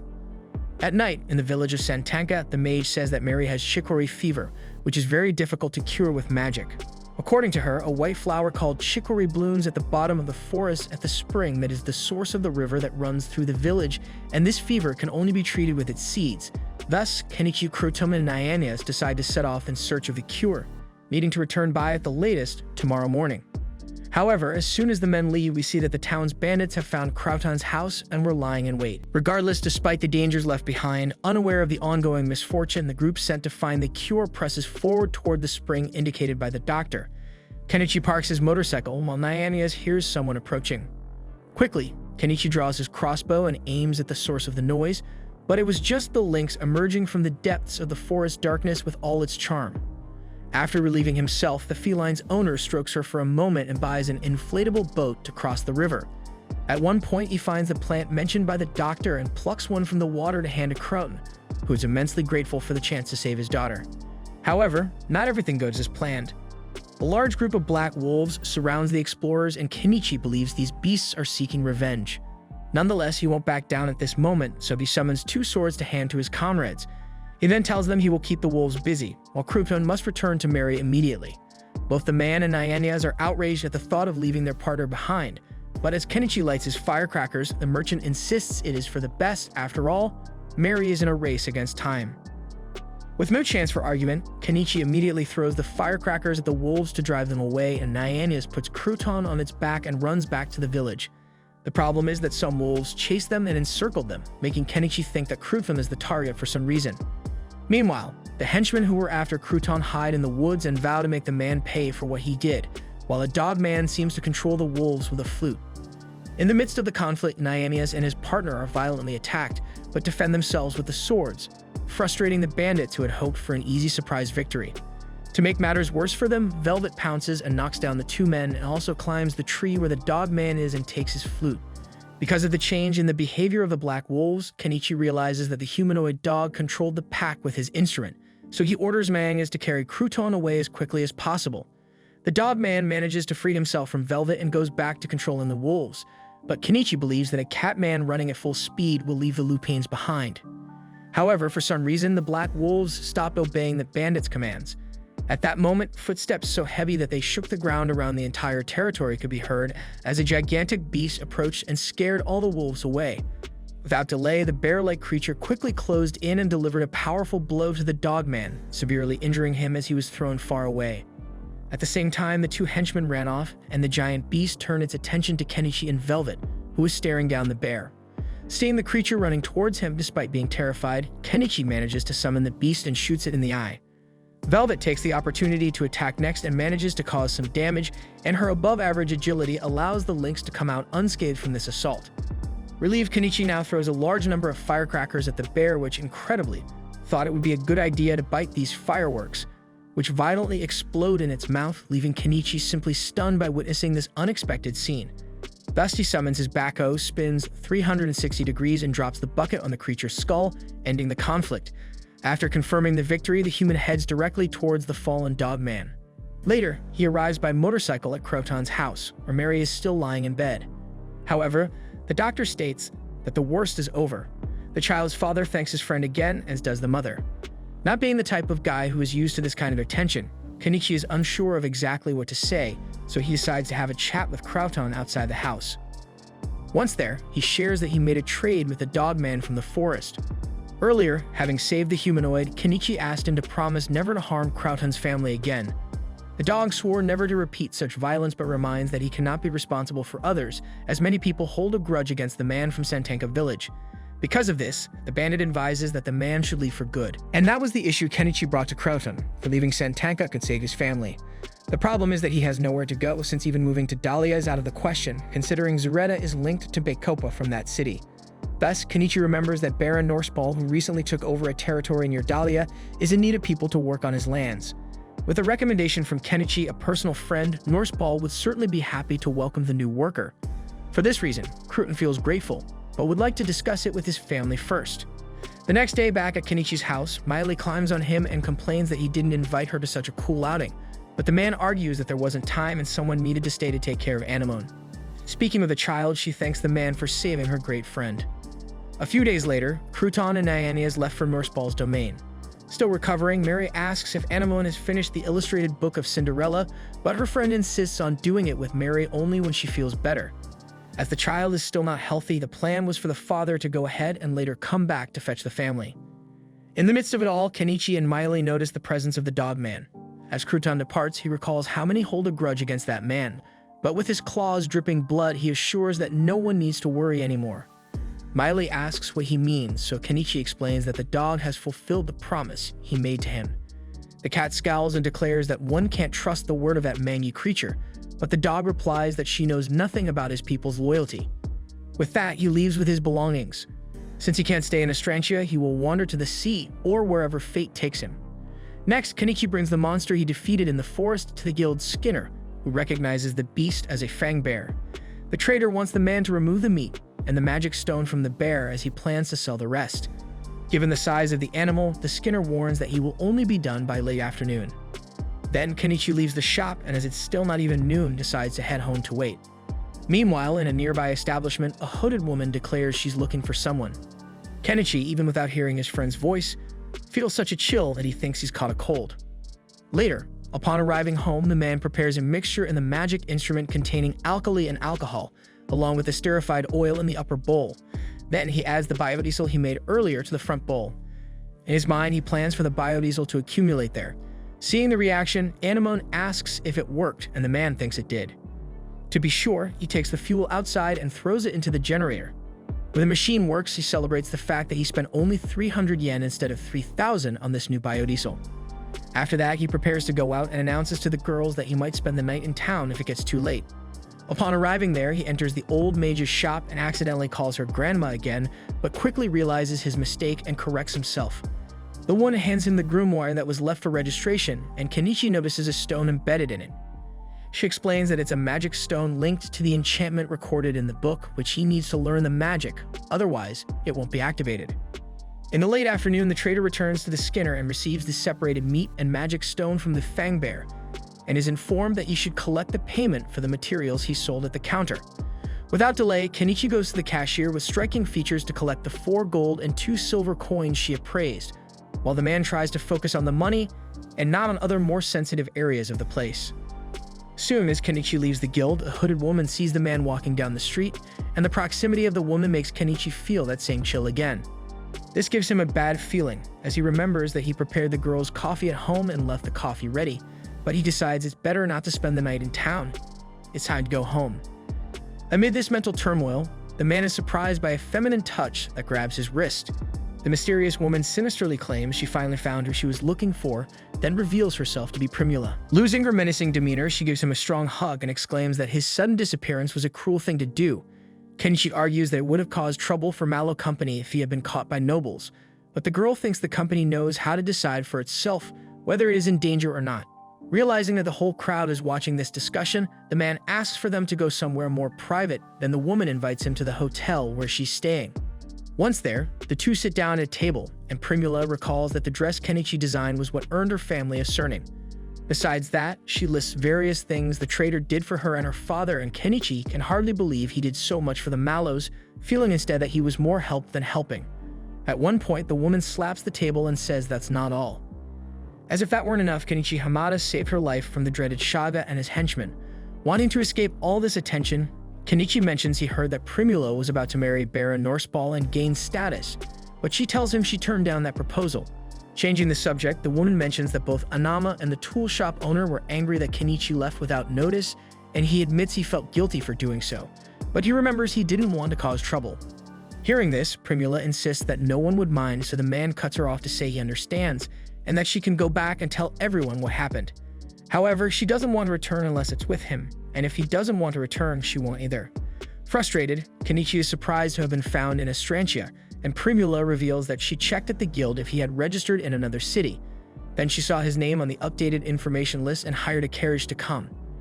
With that, without mincing words, Primula Mallow asks Kenichi to make her a woman that night. Kenichi stammers frantically as his neurons fry, but seeing that the girl won't back down, he invites her to the room where she's staying, bringing a smile to her face. Thus, they ascend to the room, and the young man compliments the beautiful setting. Fearing the man might flee, the woman begins to undress quickly, but to be honest, she preferred to take a shower first. Enthralled by the sight, Kenichi comments that she is beautiful just the way she is and, embracing her, confesses he's glad she is there. Hours later, the couple returns home, but Anemone seems jealous over the arrival of Primula. Similarly, Mallow's daughter complains that Kenichi left her behind but brought that little brat along. The man tries to explain that it's a long story and that, for example, Miley found him by scent. Suddenly, the Catwoman hugs the human tightly and shares how she always values the haste she has, but Primula pushes the beast woman away, wanting to know how Anemone ended up there.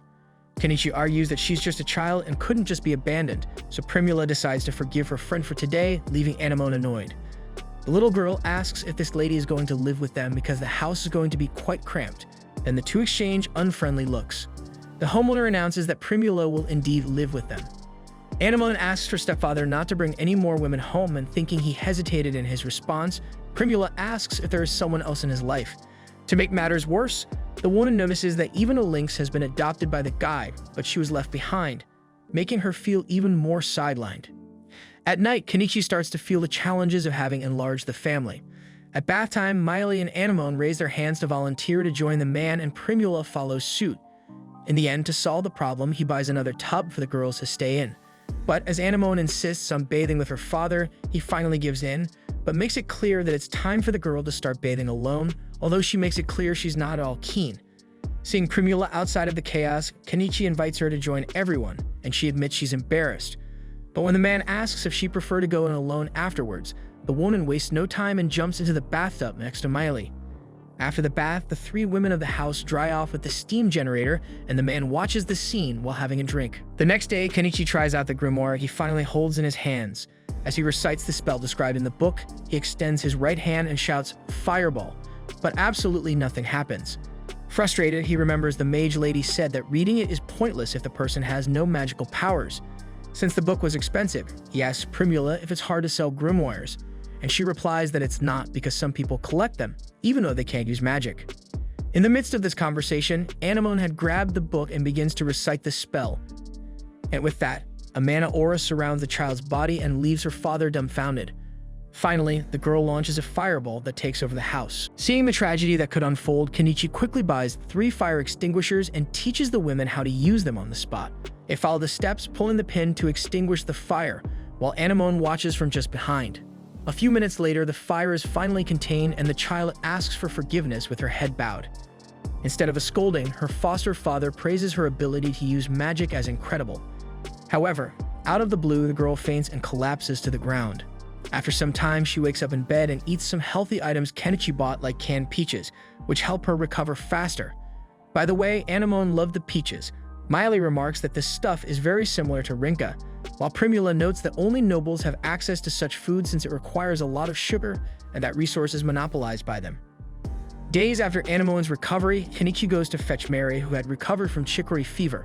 The family has a barbecue with a mountain of meat they had from the tusked bear, and the smell of grilled meat sets high expectations before the food is even served. The moment Kenichi bites into the first piece of meat, he reflects that eating an animal you hunted yourself is the essence of a tranquil life. Mary comments that the meat is too tough and is scolded by her mother, but Kenichi agrees with the child. Primula does not hide that the food smells very strong. Since the meat is tough, Kenichi tenderizes it thoroughly and makes some of his secret sauce using soy sauce, cayenne pepper, and dried tangerine peels. Now, after the sauce is ready, everyone enjoys the meat much more because what Kenichi made was none other than his special curry recipe, leaving everyone stunned by the quality of the flavor. Next, Mary and Anemone celebrate finishing the picture book they were making together. Upon seeing it, all Primula can think of is that this product could make good money if marketed. Suddenly, the girl's mind is flooded with visions of doing business in Astrantia. Kenichi reflects alone that this woman is indeed a born merchant and wonders if perhaps it was he who sparked this flame in her soul. By the way, he asks what else she would sell besides the book, and she mentions that she could sell the bear meat pot au feu and cooked rinka. Anamon's mother emphasizes that even in Ostrantia, you won't find a soup as delicious as this, and Kenichi thinks it was because of his sauce addition, as he added enough sugar to justify that it's the sweetness of the rinka. By the way, Anamon's mother asks if Primula really will serve this food in his stall. Could she repay them for everything they've done for her, since she feels guilty for not being able to thank Kenichi enough? Referring to Primula as Kenichi's wife, she remembers it would be the merchant's first time in Ostrantia, and having experience as a waitress could help her with that. Kenichi thinks that's asking too much, while Primula only cares about the fact that she was called the wife of the man of her dreams. Mary offers help too, claiming she's almost at the age to start causing trouble, so Anamon goes along and decides to help as well, not wanting to be far from her father. The next day, the man took Primula to do business in Ostrantia. Upon arriving, the first thing he does is buy a cart for the vendors to start their work and sell the food in the middle of the town. In no time, people line up to try the dish, as only nobles have access to this type of food, and now common peasants are indulging in this pot au feu marvel. However, things start to go wrong at one point. Two men complain that their soup had a fly in it, but Primula defends herself, arguing they take great care to prevent that from happening, but the customers don't accept the mere suggestion that they put the insect in the bowl themselves. Meanwhile, Kenichi pilots a drone to the plateau at the top of the cliff, which was completely untouched, and surely many medicinal herbs and vegetables could be found there. Behind him with binoculars, Anamon comments that there are many beautiful and shiny stones there, while the adult confesses he has never seen a pink mineral like the one there, and he can't help but feel that a resource like that must be worth a fortune. Now the big problem would be mining it. In the late afternoon, the protagonist returns to the city and meets his companions. Primula is moved to tears as she reports that they sold all the food and picture books. Hearing this, Kenichi thinks to himself that this girl has a knack for this kind of thing that he can barely imagine. Beside his friends, there is a beast woman, so he asks who she is, and Primula explains that it's a complicated story. Earlier, when the trouble with the customers and the fly in the soup occurred, this beast woman appeared and told them that the men put the insect in the food and commands them to empty their pockets if they want to prove her wrong. Instead, the two scoundrels run off, and the problem is neatly resolved by the beast woman. For this reason, Primula hires her as a bodyguard, and the beast seems grateful, as she earns a silver coin just to ward off some troublemakers now and then, and it really is hard to find such an easy job. By the way, she introduces herself as Naimena, and Kenichi asks her to take good care of his friends. When they arrive home at night, Miley asks who this new woman entering their territory is. Kenichi explains that Primula invited the new bodyguard to dinner, so the cat is relieved to have thought the man had found another woman again. Velvet approaches the owner sadly and caresses him, causing the man to return the gesture of affection. Noticing the presence of a large lynx, Naimena bows before the sacred animal. At dinner time, the beast woman falls in love with the bear meat stew but admits it would be perfect with some wine. Luckily, the host had summoned home and serves his guest, who joyfully downs a glass, having never tasted such delicious wine. Kenichi reflects that it was the cheapest one from the online store, but no matter. Soon, as Naimena thinks she's in paradise, Kenichi offers her a bath, and Anamon quickly volunteers to heat the water. The task is performed in an unconventional way by the child, using a fireball spell that instantly heats the bathwater. Naimena wastes no time and dashes to the water, while the man of the house asks if there's any problem with casting those spells in succession. Primula explains that the more you use magic, the more you enhance your skill, which surprises him. Eventually, the girls enjoy the bath, while Naimena scares the others by pretending to be a noble enjoying a luxurious bath. After the bath, all the women dry off, and the guest has the nerve to lay down in a bed and declare she's going to live there. Miley loses her patience and makes it clear there's no room for one more, leading to a heated argument. However, they soon turn their attention to Kenichi, who's teaching Anamon to read, write, and do arithmetic. He believes that options for women are limited, so it would be good to broaden her job possibilities. Naimena agrees, adding that women without proper education often end up selling their bodies, until Kenichi suggests bringing in Mary to learn something about business from Primula. Anamon confesses she'd rather learn more about magic to go on adventures with her dad and slay a dragon, but Kenichi dampens her spirits by revealing he just wants a peaceful life. The next day after Naimena spends the night, Primula reopens her stall in Ostrantia and continues to do well, now under the protection of the beast woman guarding the business. As for Mary, she and her mother receive a letter from Krukun at home, while Kenichi enlists the help of Miele and Anamon to finish building a scaffold to climb the cliff. By late afternoon, Primula arrives at the scaffold construction and asks Kenichi something she's always wanted to know. he has many things like these materials in his item box. He confirms he does, but he can't show everything inside even to a friend because everyone has secrets, just as Primula hides things within herself that Kenichi has no idea about. With that said, the man questions if the woman has lost trust in him and kisses her without another word. After the kiss, he makes it clear this is the girl's chance to return to Dahlia if she prefers, but she insists she doesn't want to leave. Looking annoyed, Nyamena asks the couple not to get too excited in front of her or she might be tempted. Then Kenichi asks if the beast woman doesn't have anyone, even being so beautiful. With an even grimmer expression, she responds that she wants nothing to do with useless men. Amidst this, Miley and Anemone shout from the house that they're hungry. The following morning, Kenichi is cutting the grass in the yard with his modern tool from planet Earth, and Primula takes a day off because the man said he was going up the cliff. He asks the two beast women to fetch Mary and her mother, Cineria, which puts Anemone in a great mood. The two kids play near the beautiful lake and can see the village from afar. Once at the top of the cliff, each person seems in search of something different. Nyamena shows her friends a handful of spreading mushrooms, which are delicious. Miley spots a different bird flying in the sky and promises to bring her bow next time. Anemone and Mary find some red and blue snapdragons. Meanwhile, Kenichi is there for the pink ore he spotted the other day, and with the help of an electric hammer, he manages to extract a stone from this resource to store in the item box and evaluate. This ore is called rhodonite, and a stone this size is worth about 200,000 yen, meaning just this stone alone pays back the value of the hammer he invested in. Therefore, as he collects more and more stones from that mineral, the merchant celebrates, anticipating the money filling his pocket.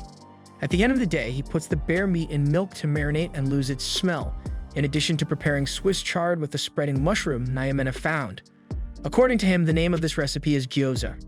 After the preparation period, it's time to serve the meal at the table, and all the residents gather to share the dish. There isn't a soul at that table who isn't enchanted by the unique flavor of that recipe, as well as by the mayonnaise. By the way, Nyamena comments that it was a mage from the Empire who created this mayonnaise with magic. Kenichi knows well that it's the same guy who introduced to this world the concept of double-entry bookkeeping, the jar pump, and apparently this mayonnaise too. By the way, Primula asks if the guy used magic to create this sauce, and he shares that he uses some simple things like egg, vinegar, and oil.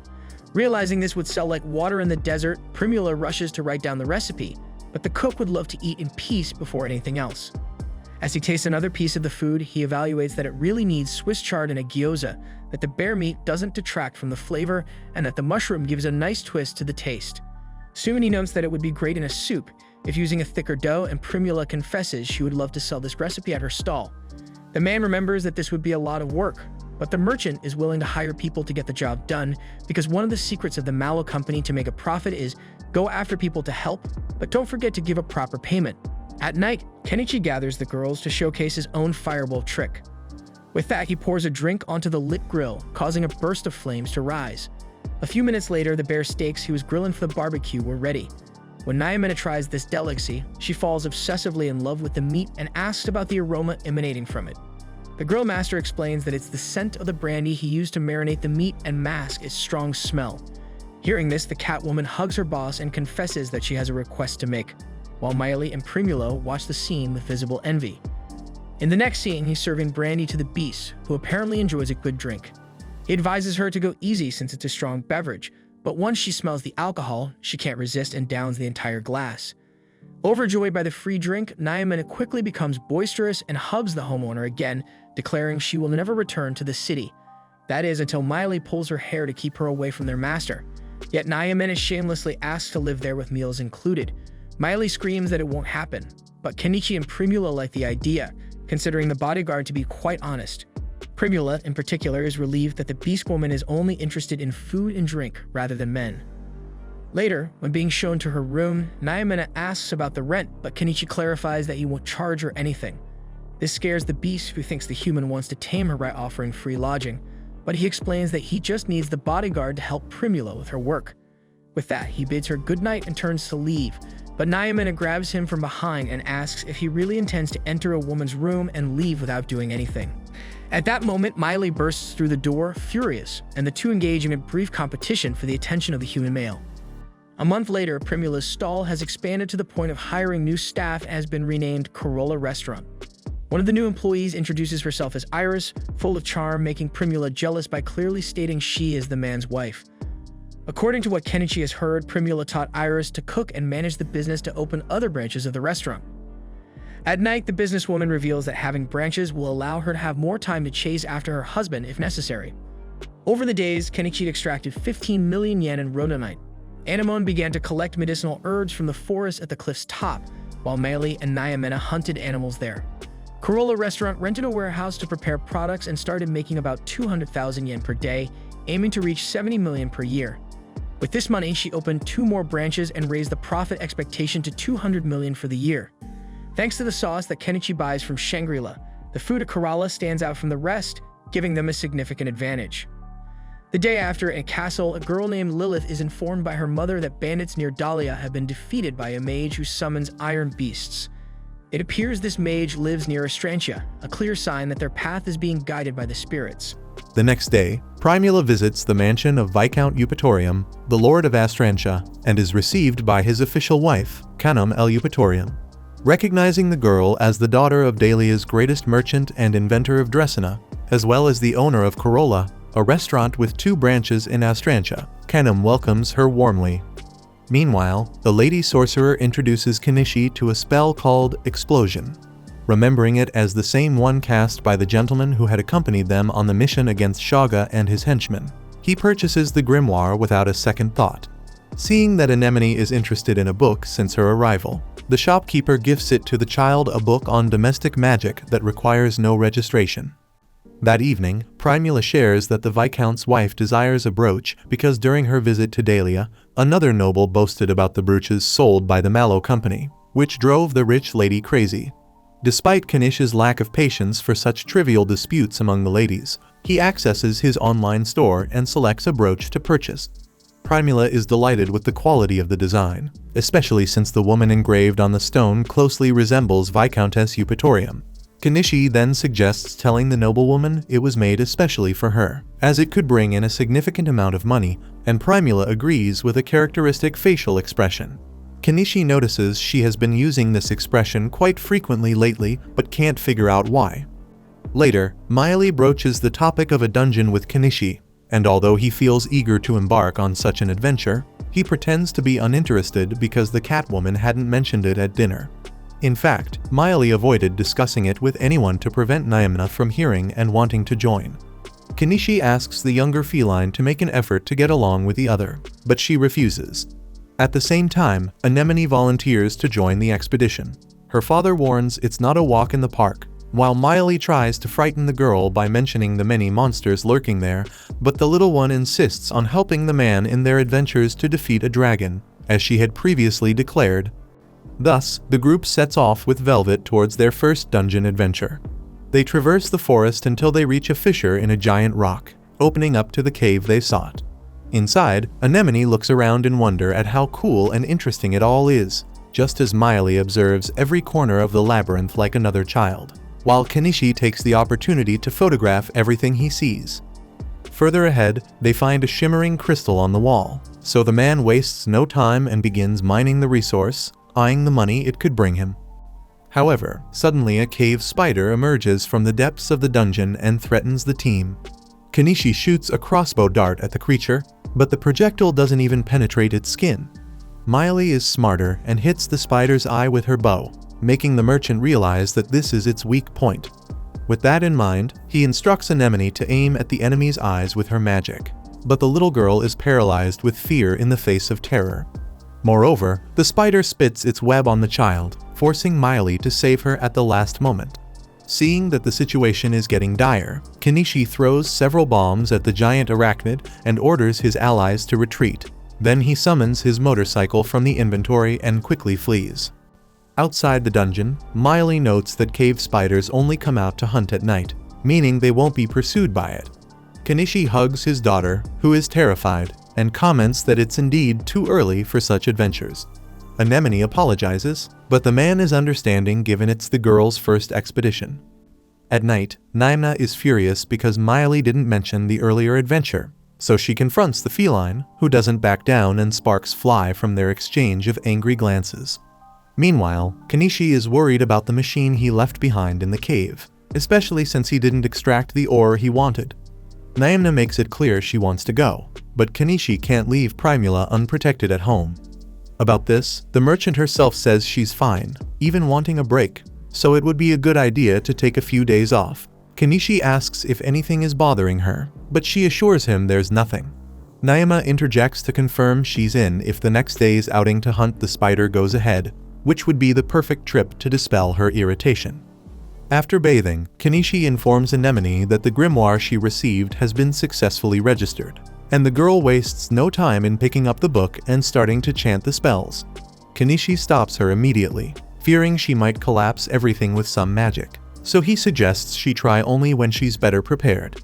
Meanwhile, Naima is excited to teach the child how to be a true adventurer. The next day, the young sorceress practices her fireball, and Kenichi buys insecticides for each of his companions to prepare for the cave spider.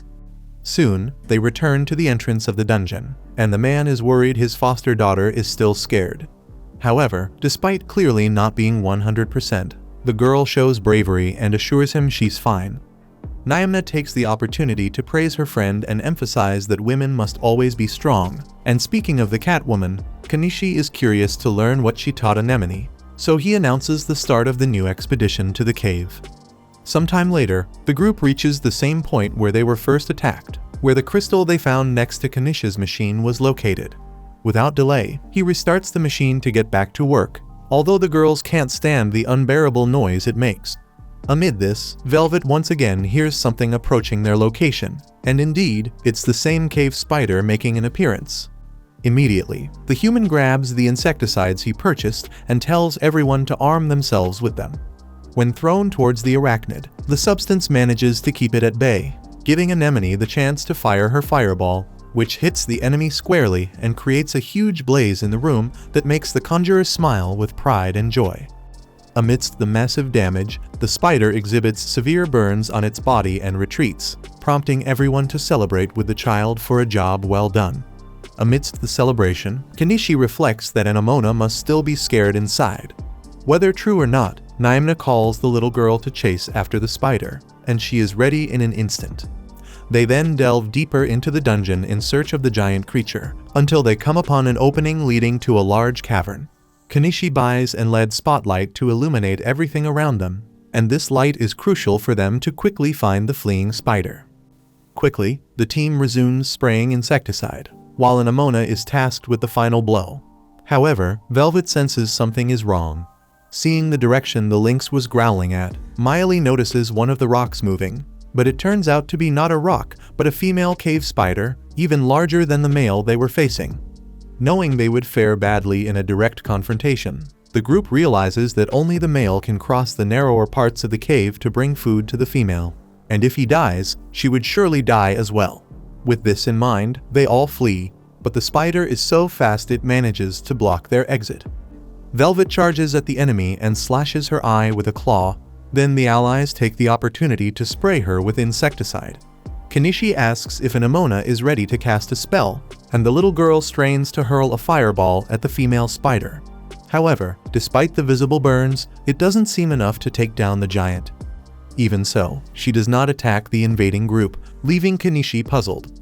Naima believes the spider intends to kill everyone along with her by blocking the passage, which they certainly cannot allow. In that case, Kenichi turns around and stores the male spider in his inventory, while the two beasts of the group continue spraying the female with insecticide. Still, even after much poison, the opponent insists on surviving, so Kenichi decides that the only way to get rid of this darned creature is through brute force.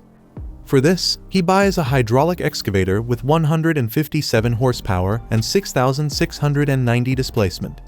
Before starting the action, he tells everyone to hide in a safe place, but Anemone insists on going with her father, and he eventually agrees. Thus, with the girl in his arms, the man approaches and shouts the name of his invented skill, Bucket Swing, forged by the long sleeves of death and swung by the goddess of war.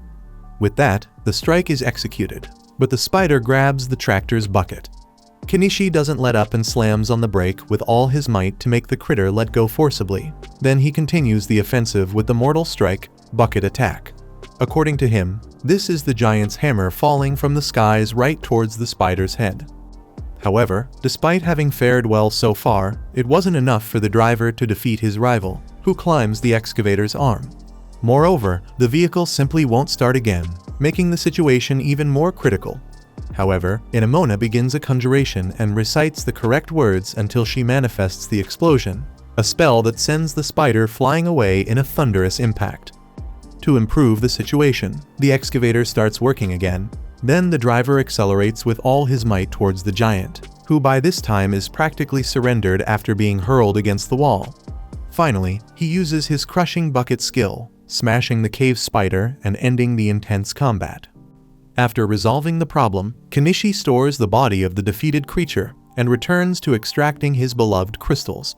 On top of it all, he complains about spending too much money again, but upon seeing the value of a raw crystal, he realizes that the money invested in his excavator has just been comfortably recovered. Hours later, the expedition ends and the group exits the dungeon. Kenichi asks when Inamona learned to use explosion, and she says it was the first time she tried. With that, Naimna gives the child an OK sign, which she returns. At the end of the afternoon, the homeowner returns to his sweet home and throws the female spider in the middle of the yard to Primula's despair. As if that wasn't enough, he displays a spider egg collected among the spoils.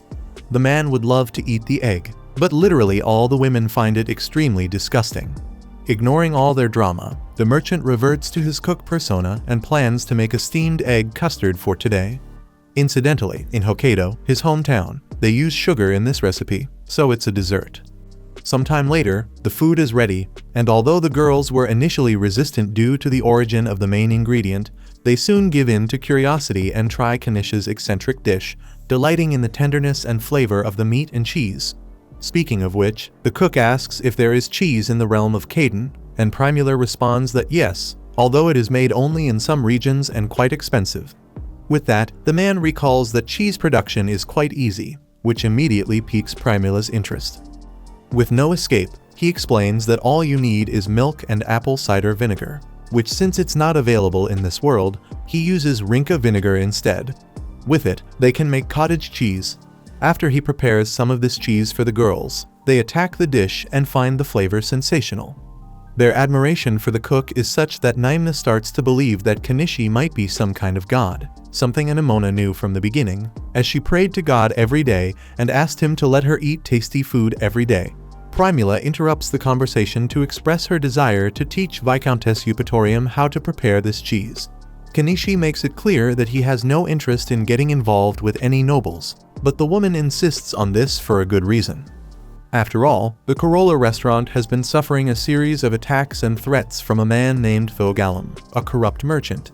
Despite the delicate situation, while suffering the harassment, Primula asked Naimna to keep this information secret and not to tell Kenichi yet. Returning to the present moment, the merchant saw no choice but to spill the beans, so Kenichi learns that she wants to use the power of the nobility to get rid of this criminal. Kenichi replies that there's no need to involve the nobles, as he can handle it with a single crossbow shot, and soon all the allies are ready to help. However, Primula asks her companions not to get involved in this mess right now, considering that the merchants have their own way of fighting. In the end, the group agrees to wait and see how the story unfolds, while Primula promises not to reveal how she learned to make cheese. Sometime later, Thogalum receives a message from the Viscountess, threatening to punish anyone who bothers the Corolla restaurants. Enraged, the criminal throws the letter to the ground, but admits it was a smart move by Mallow's daughter. Regardless, he believes it's only a matter of time before he gets what he wants, no matter how much she knows. As for the much-talked-about daughter of Mallow, she finally manages to reopen her restaurant with peace and can work calmly and without fear, until one day something happens. Observing the lake with his binoculars, Kenichi spots Viscountess Kenum Eupatorium approaching by canoe from the shore of his residence. When the noblewoman arrives and is welcomed by the residents, she immediately shares rumors that have been spreading around the region about a certain mage who suddenly appeared in Dahlia, defeated Shaga using summoned iron beasts, and disappeared without anyone noticing. Kenichi pretends he has no idea what the woman is talking about, but having already investigated it, Kenum knows more than she seems about the case. Thus, she lowers her head and closes her eyes, leaving Kenichi with an ominous feeling. The next day, Kenichi was leaving town with his entire family packed into a car. Nyamna, fearful, questioned whether it was really safe to simply enter the belly of that beast. As he drove, Kanishi reflected on how the kingdom of Kadin, by the king's order, was constructing a massive irrigation canal. The plan was to build a large canal, ignoring the rivalry among the lords, to expand the agricultural land.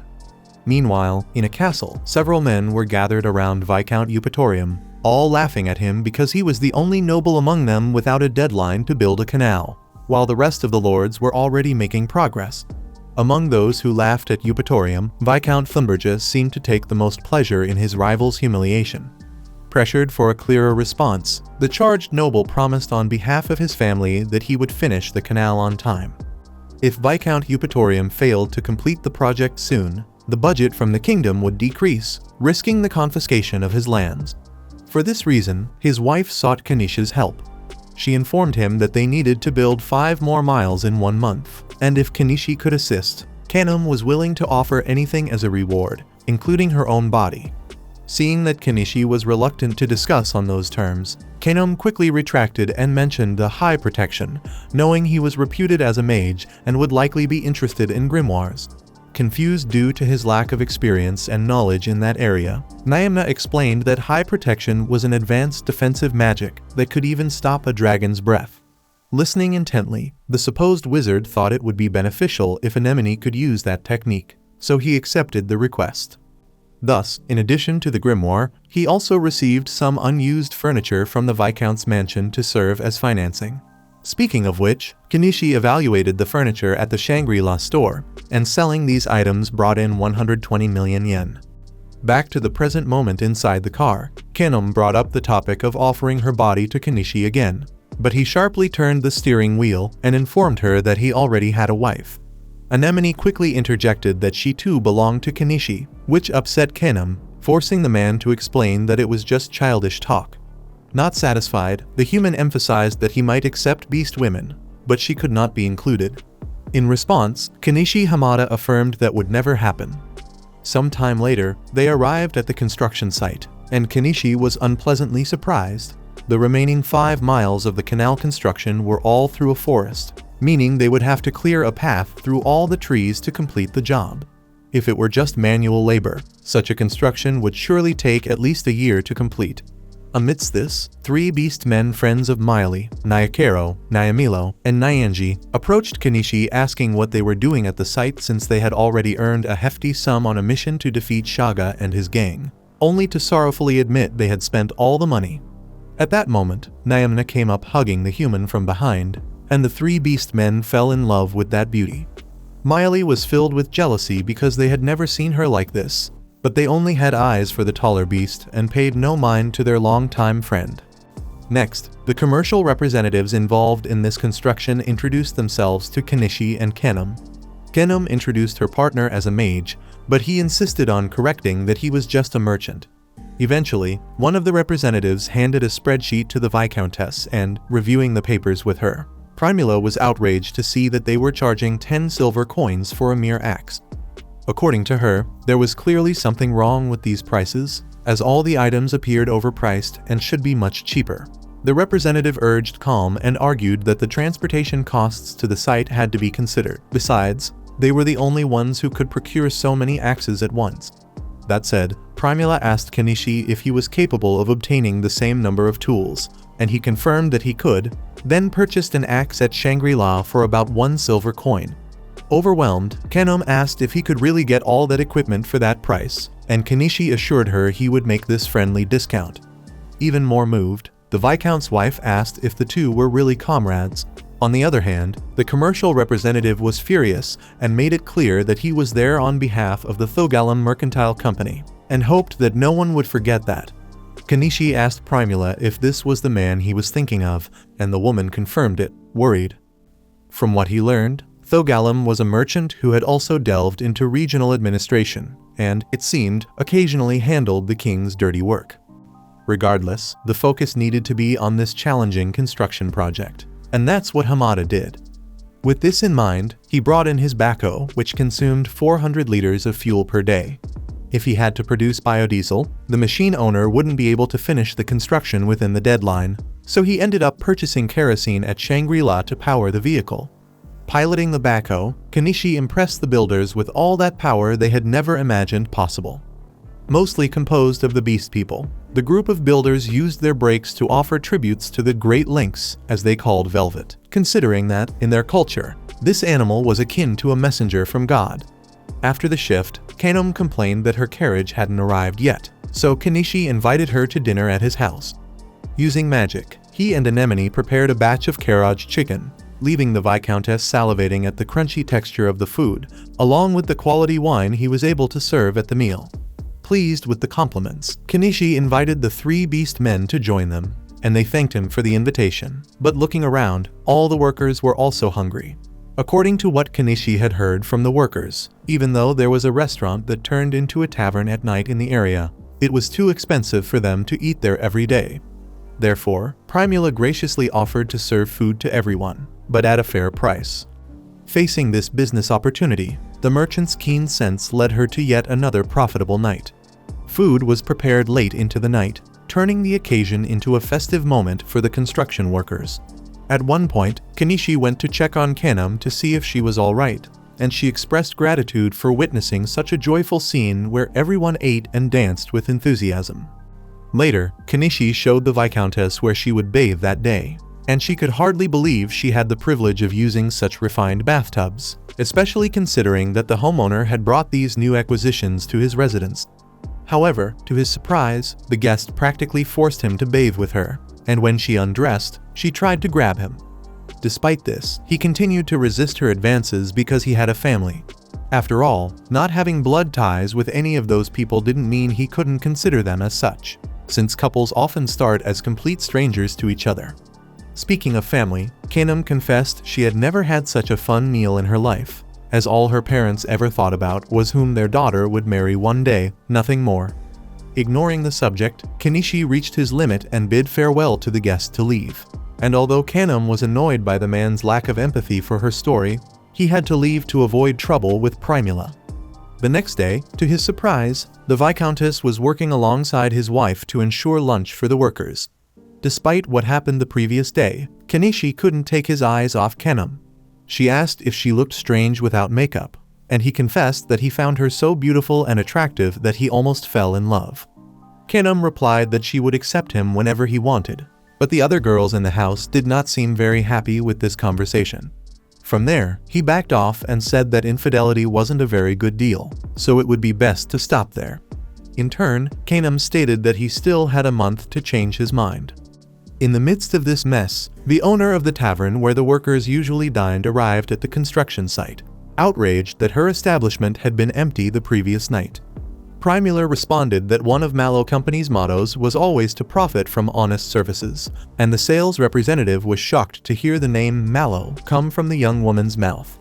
In any case, Primula emphasized that they should practice fair pricing since they were so nervous about losing customers.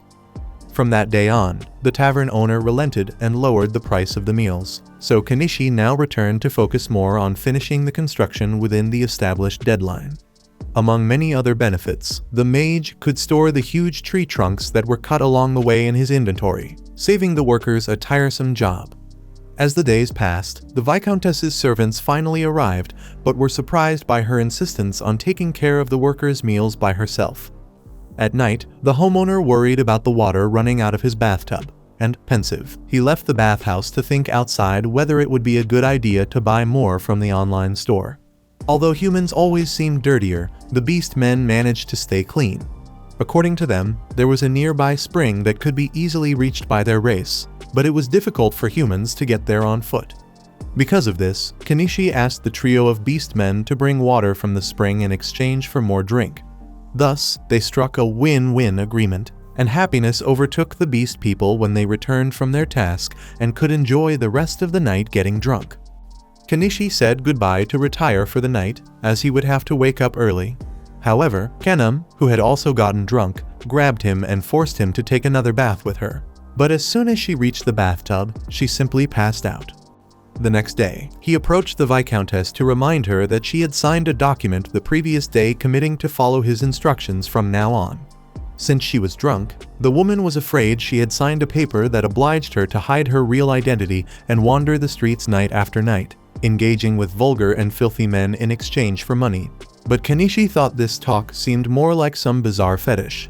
Moreover, he had easier ways to make money. In fact, the document was to ensure Kanam no longer forced him to do anything. From that day on, work began to progress steadily. Primula was doing well with the food and also learned how to use an abacus to help keep the construction's accounts. Thus, everyone successfully completed the Astrantia Canal within the deadline, and a celebration was held in front of the royal family who came from the capital. Even though he had no desire to participate, Kenishi was pressured to attend the party and ended up showing up. He was introduced to the audience once again as a mage, and Kanam referred to him as the man responsible for the largest contribution to the canal's completion through his unique magic. To top it off, Kenishi had to give a brief demonstration of his abilities, so he summoned the backhoe and left everyone astonished by juggling with the vehicle's claw using a log.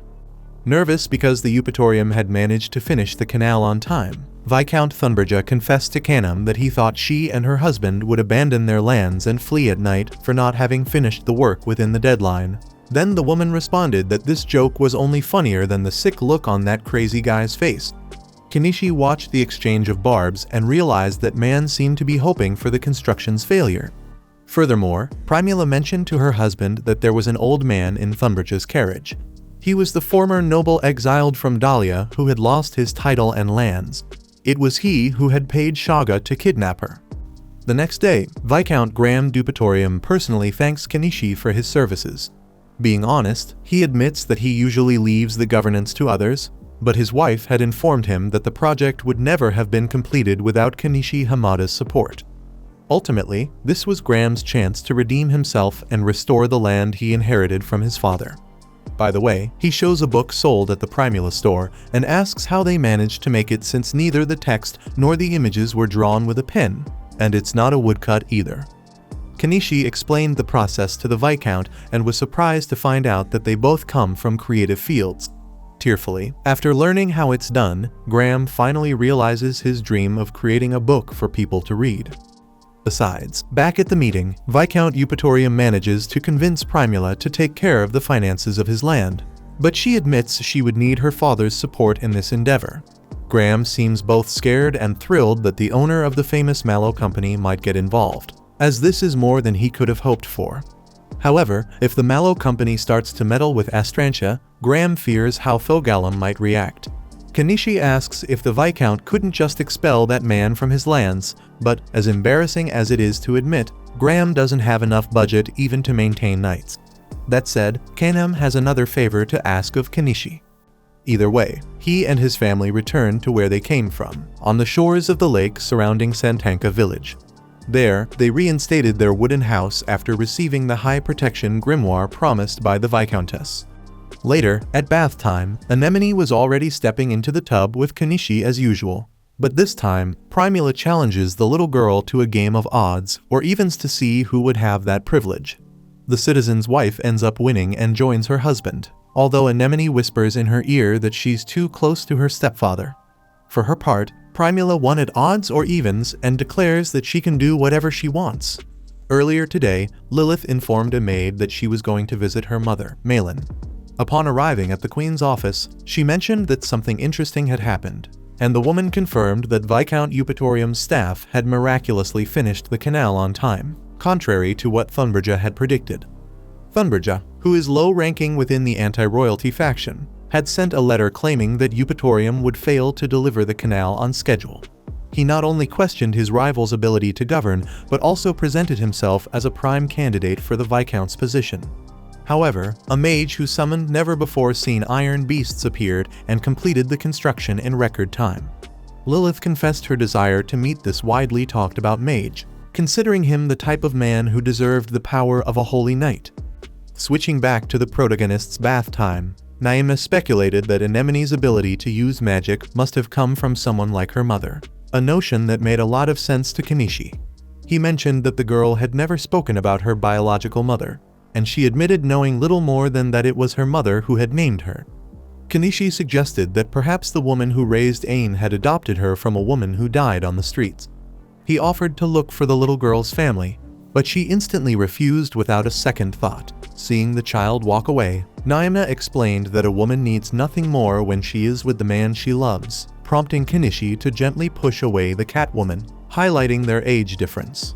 The next day, Anemone received her registered grimoire from Dahlia's witch.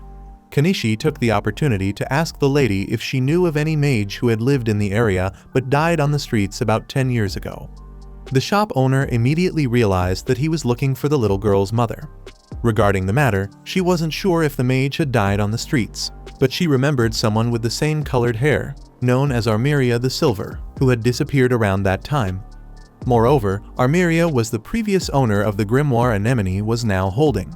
The witch questioned whether the girl truly wished to find her mother, asserting that what truly matters for a woman is the man she is with. Despite Kenichi arguing about being old enough to be the girl's father, the shopkeeper insisted that age doesn't matter.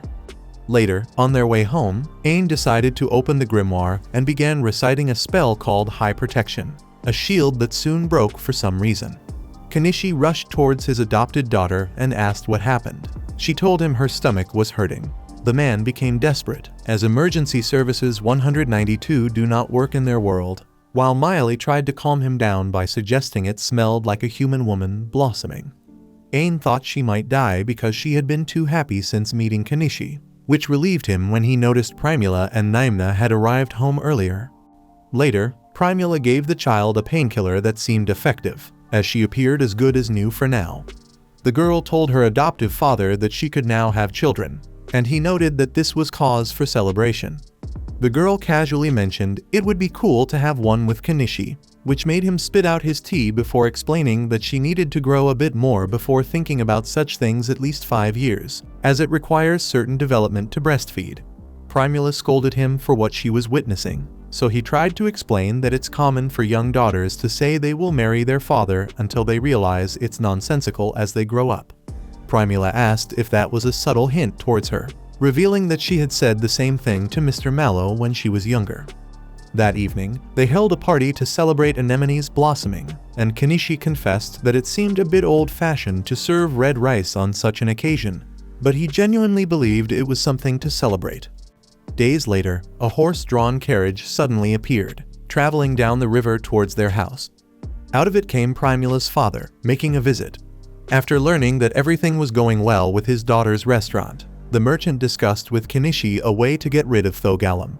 Before that, the homeowner had bought a table with chairs and an umbrella for them to sit and discuss another matter. But the Mallow's first reaction was to check the umbrella and consider how profitable it would be to sell it. As they all sat down, Kenichi directly asked for Primula's hand in marriage from her father. The man, having never had luck with women until this age, never thought he would say those words, especially in another world. At this, Mallow laughed, believing there was nothing to ask for since his daughter had forcefully entered the man's life. He even apologized for his daughter's stubborn and selfish ways, as it had been 10 years since he lost his wife and had to raise the girl alone, probably making Primula feel lonely. Nevertheless, Kenichi could now call Mallow his father-in-law. With this news, a celebration party lasted until dusk. Soon, the Mallows would prepare to establish a branch of the Mallow Company in Astrantia, send more workers to the center of this land, and help restore Eupatorium's finances as well. Financially speaking, they wanted to take control of this domain. The next morning, Anemone asked to go along with her father, but he told her to stay at Mary's house as it would be dangerous if the girl used her magic and caused a fire in the town. Amid this, a carriage from Crouton and Nyanyas had just arrived. When Norseball stepped out of the vehicle and realized that Kenichi and Primula had married, his world collapsed. In short, Primula had disappeared after this guy's marriage proposal, and he had learned from Crouton that the woman was there. So he came with Crouton when the man came to pick up the family.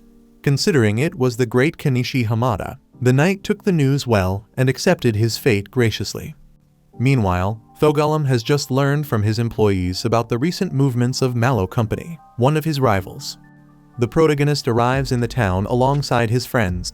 Excitedly, Kanum asks her husband if it would be possible to build a road to Kenichi's house once it's finished, but Hamada reminds her that it would be wise for the Viscountess to recover financially before considering such a project. Nonetheless, he informs the Baron and the others to wait there and heads to the entrance of Thogalum Mercantile Company. Pretending to want to negotiate, he approaches the company's vendors and pulls a giant spider from his inventory to throw amid the stalls. The merchant asks if he's looking for a fight, and he confirms without hesitation that's exactly what he came for. Thogelum rushes down to find out what the commotion is about, and Kenishi takes the opportunity to introduce himself as the much-talked-about mage of the region, promising to get even for everything this man did to his wife's restaurant. Thogelum orders his employees to teach the intruder a lesson, but everyone looks at the dead spider and decides it might not be a good idea to mess with this madman. The boss argues that surely this guy just stored the giant bug in his item box and didn't kill it at all, so Kenishi puts the arachnid back as he notices things are about to heat up. Similarly, Crouton, Nyanyas, Maile, and Naima step forward, as Norseball appears next, unsheathing his wolf fang sword. Last, although the defenders felt they had the upper hand with more people, suddenly Velvet appears and steps forward, startling the cat people who work for the mercantile company. Kenishi uses the faith of this race to emphasize that the sacred lynx would never join a villain and questions what will happen to the souls of the beasts if they die fighting a lynx, a messenger of their god. Immediately, the beasts run away from there to avoid committing such a grave sin, forcing Thogelum to rush inside the company to gather the rest of his gang. Once inside, facing a larger number of defenders, a dog man laughs as he holds his weapon and states it was a mistake to trust cats as usual. Thogelum asks if the guest will get rid of the unwanted visitors, and he confirms with his entire group that handling these stray cats won't be a problem. Velvet growls at the leader of the dogs, as it was he who shot the arrow at the lynx the day Kenishi met the animal. Remembering this well, the canine announces that fate has brought them together again and attacks without hesitation. Norseball steps forward and blocks the enemy's strike, while Naimna shows her exceptional skill with the bow by taking down a huge number of opponents one by one. Similarly, Maile vows to protect the sacred animal of their culture by finishing off every dog on the other side of the trench. Nyanyas joins the attack and kills 2 humanoid dogs, while Norseball stays busy with the main adversary of the company. In a swift move, the dog throws a knife quickly at the human warrior, but Velvet intervenes and prevents the ally from being injured. Finally, it's the turn of the supposed mage of Dahlia to step up by summoning the backhoe in the middle of the battlefield. Always naming each strike he delivers with this contraption, the man destroys Thogelum Company's fountain to throw the stones on the enemies, claiming that this is one of the 3 melee weapons that suck his soul to nirvana. After defeating all the opponents, only their boss is left behind. Kenishi chases the man with his excavator but decides to store the vehicle to summon the Umatsu, an even bigger backhoe that fits like a glove for bringing down Thogelum's entire shop. After the first strike on the construction, Thogelum goes mad and begs Hamada to stop.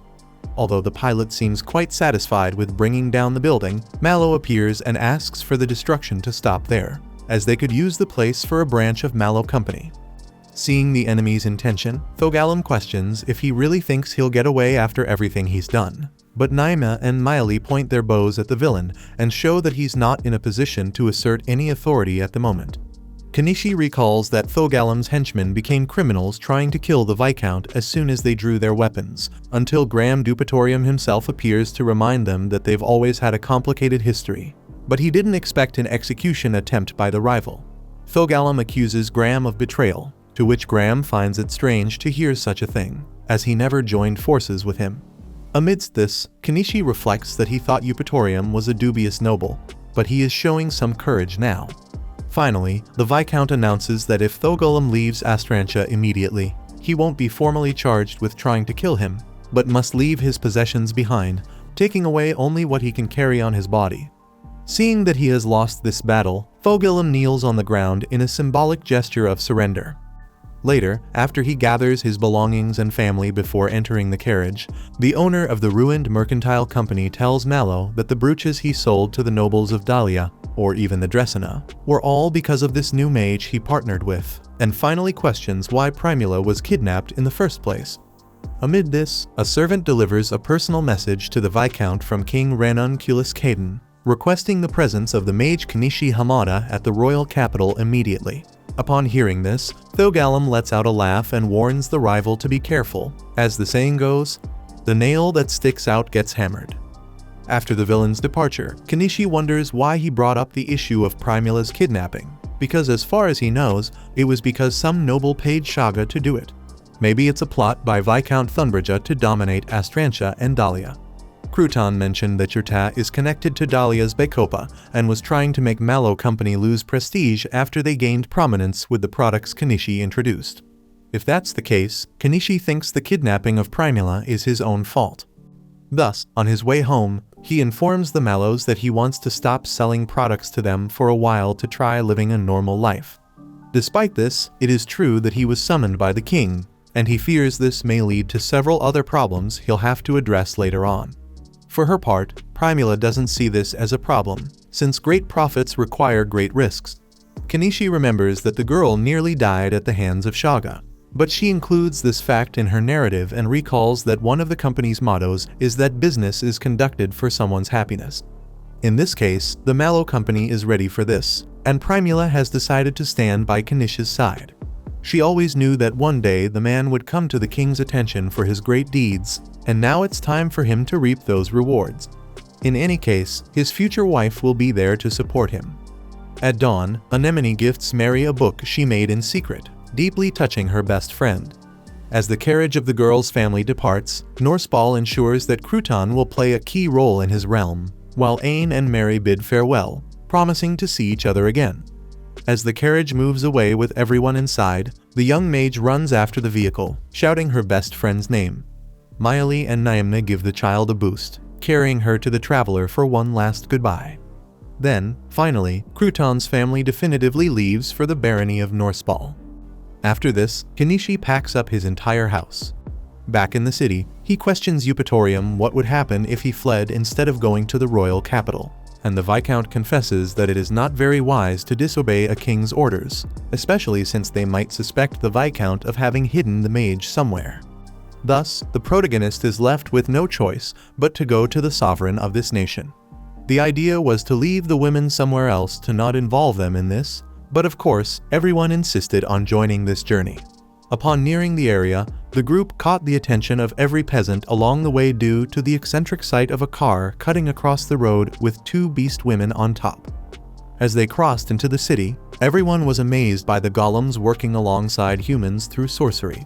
Aside from that, Kenichi was completely lost due to the complexity of the path, as the layout was a national secret and there were no maps to guide them. After some time head-scratching, the team finally reached the castle. Kenichi showed the guard the king's letter and waited about an hour to be attended to. Once they were attended to, they were introduced to the king's daughter, Lilith. Kenichi introduced himself as a merchant, and, although the letter stated he was a mage, he didn't quite see himself as one. One of the princess's companions mentioned that it had been just over a week since they had sent the message, so there was no way he could have arrived from Astrantia so quickly. Kenichi then explained that he had used his summoned beast.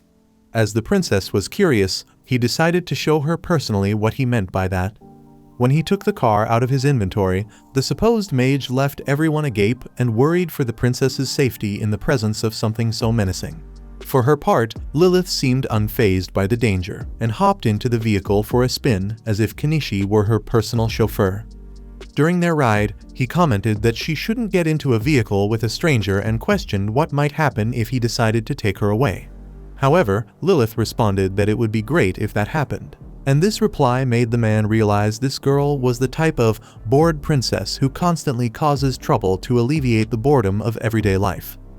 When they returned to where they had been, all of the noble's companions were annoyed and argued that it was too dangerous for her to enter an unknown vehicle. Then, Lilith retorted that none of them were concerned about her, but rather about their own consciences.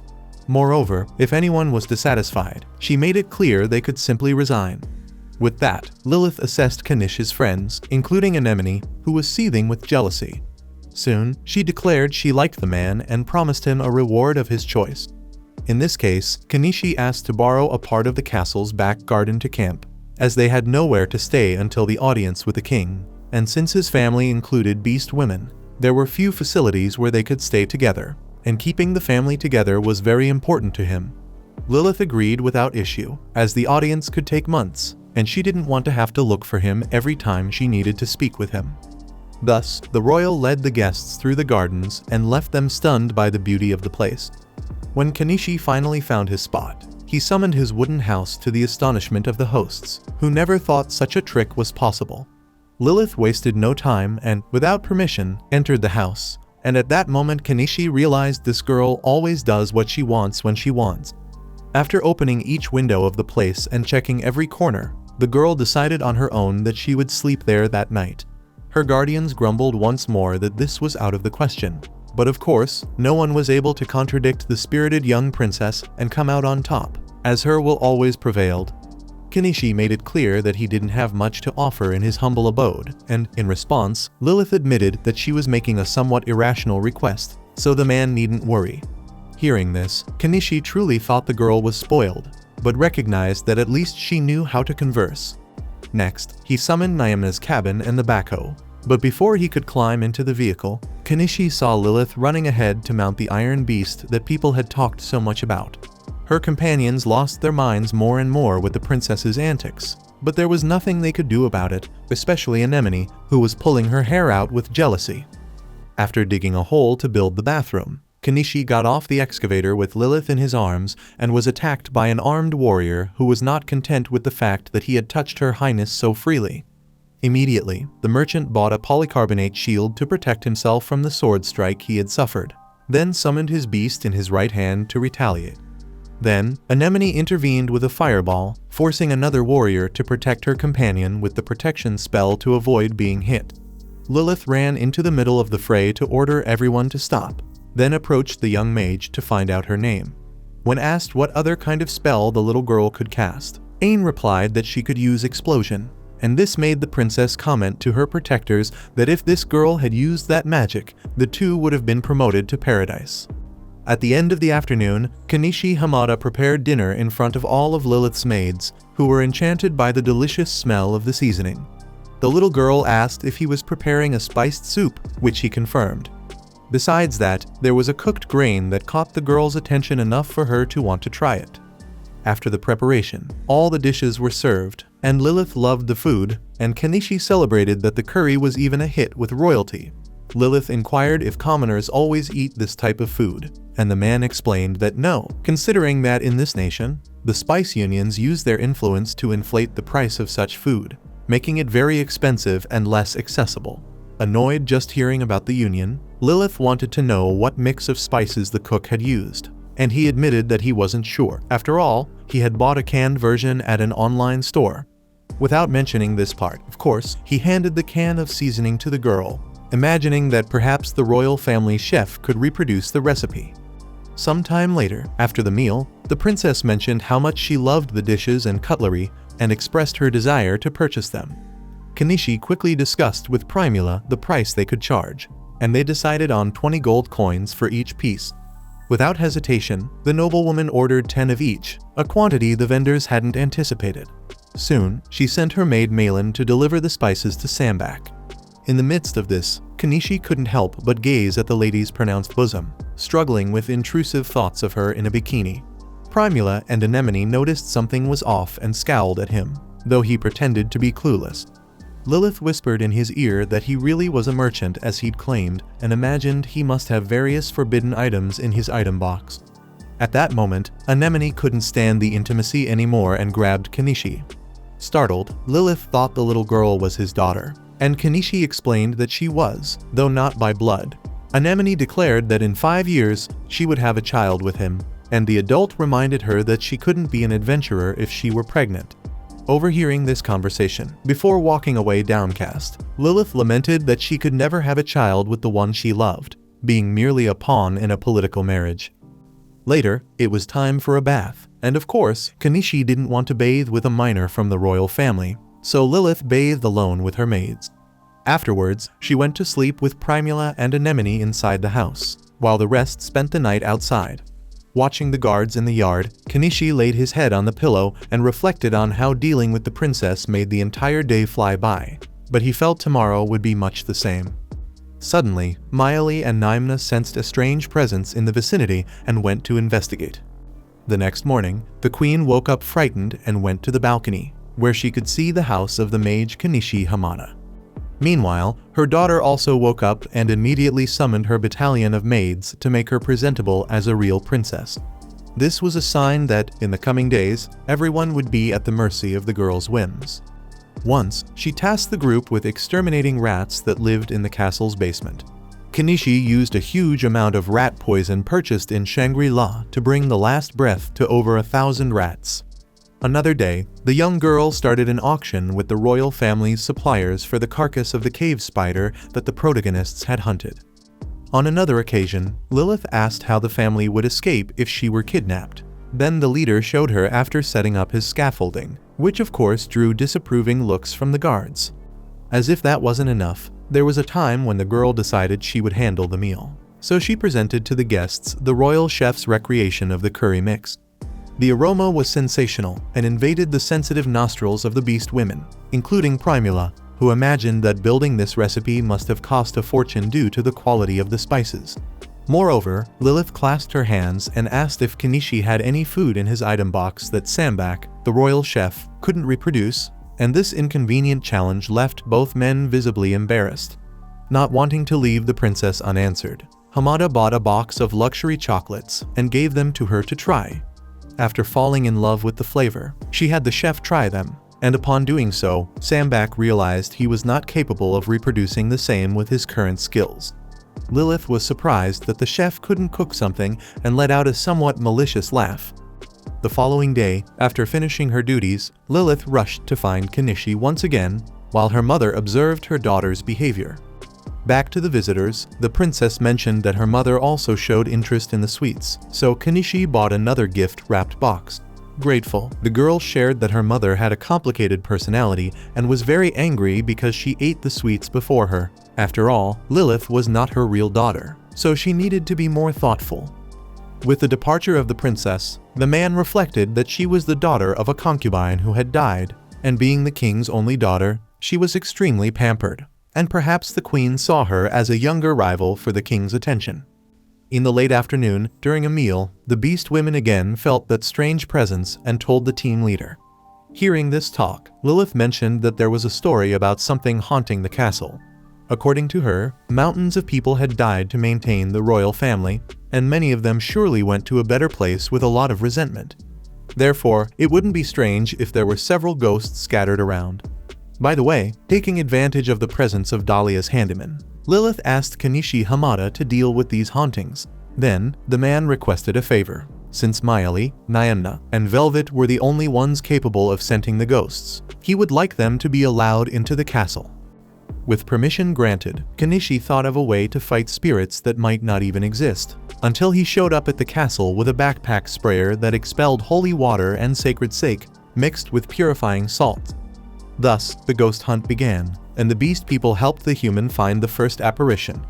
Upon being taken to a corner of the palace where this evil element was, the man first recited the mantra to expel evil spirits that he read from a manual he bought, then threw the mixture onto the target enemy. For some reason, the beast said that this made the sensation disappear, so Lilith quickly pulled him to the next ghost that must be in the maid's quarters. Arriving there, Kenichi smelled a slight, sweet aroma in the air, although Anemone's reaction brought a bitterness to the sensation. Back to work, the man repeated the mantra while spraying the mixture all over the room, always following the instincts of his beast team. After a few minutes of a job well done, the maids entered the quarters and all felt that the pressure they were feeling had disappeared, making Kenichi realize right away that all of this was just a placebo effect. Be that as it may, the princess drags the poor fellow through every room of the mansion to vanquish the supposed ghosts that haunted the castle's atmosphere. Finally, they enter the queen's bedroom, the last place left. Kenichi is concerned about entering such a private space, but Lilith assures him that everything will be fine as long as she is there. With the queen asleep in bed, the princess shares that her mother has been sleeping poorly due to nightmares that torment her. Eventually, Velvet senses a haunting emanating from a vase in the room, prompting Kenichi to sprinkle it with holy water and salt. Despite this, the lynx keeps staring at the vase, leading him to believe the mixture hasn't worked. He suggests that the queen should either discard this vase or move it elsewhere, as it appears to be the cause. After the task is completed, it's time for rewards, so the longtime visitor is taken to a castle library where some magic books are kept, noting that Kenichi and Anemone can only read the works within the premises and cannot take the books out. First, Hamada reads a page from the book The Fundamentals of Golem Creation and its Applications and discovers that a core is needed to create a golem. Ain takes a look at the history and practical applications of magic invocation. After some time exploring everything, they pick out a few books to scan everything. Anemone asks if this isn't wrong and, knowing that it is, Kanishi reminds her of all the trouble the princess has caused since their arrival. And this argument was enough to convince the child that copying these works isn't so bad. 4.5 hours later, they have copied 35 books, so they leave the library and come face to face with a maid who had been waiting for them outside all this time. Kanishi justifies the delay by saying they got lost in the enchantment of so many interesting books, and the woman emphasizes that there are books so precious in that library that they are priceless. Inside, she notices some are out of order but promises to sort them out later. Hours later, in the middle of the night, Kanishi Hamada is summoned by the princess for some reason. At the meeting point, the girl assumes that women like Malin are his type, so his reward is to do as he pleases with her. Hamada replies that Malin is indeed his type, but he is already married, which causes Lilith to tease him for being so proper. Consequently, he buys a more daring outfit for the maid and approaches her after Malin asks the man to take it slow.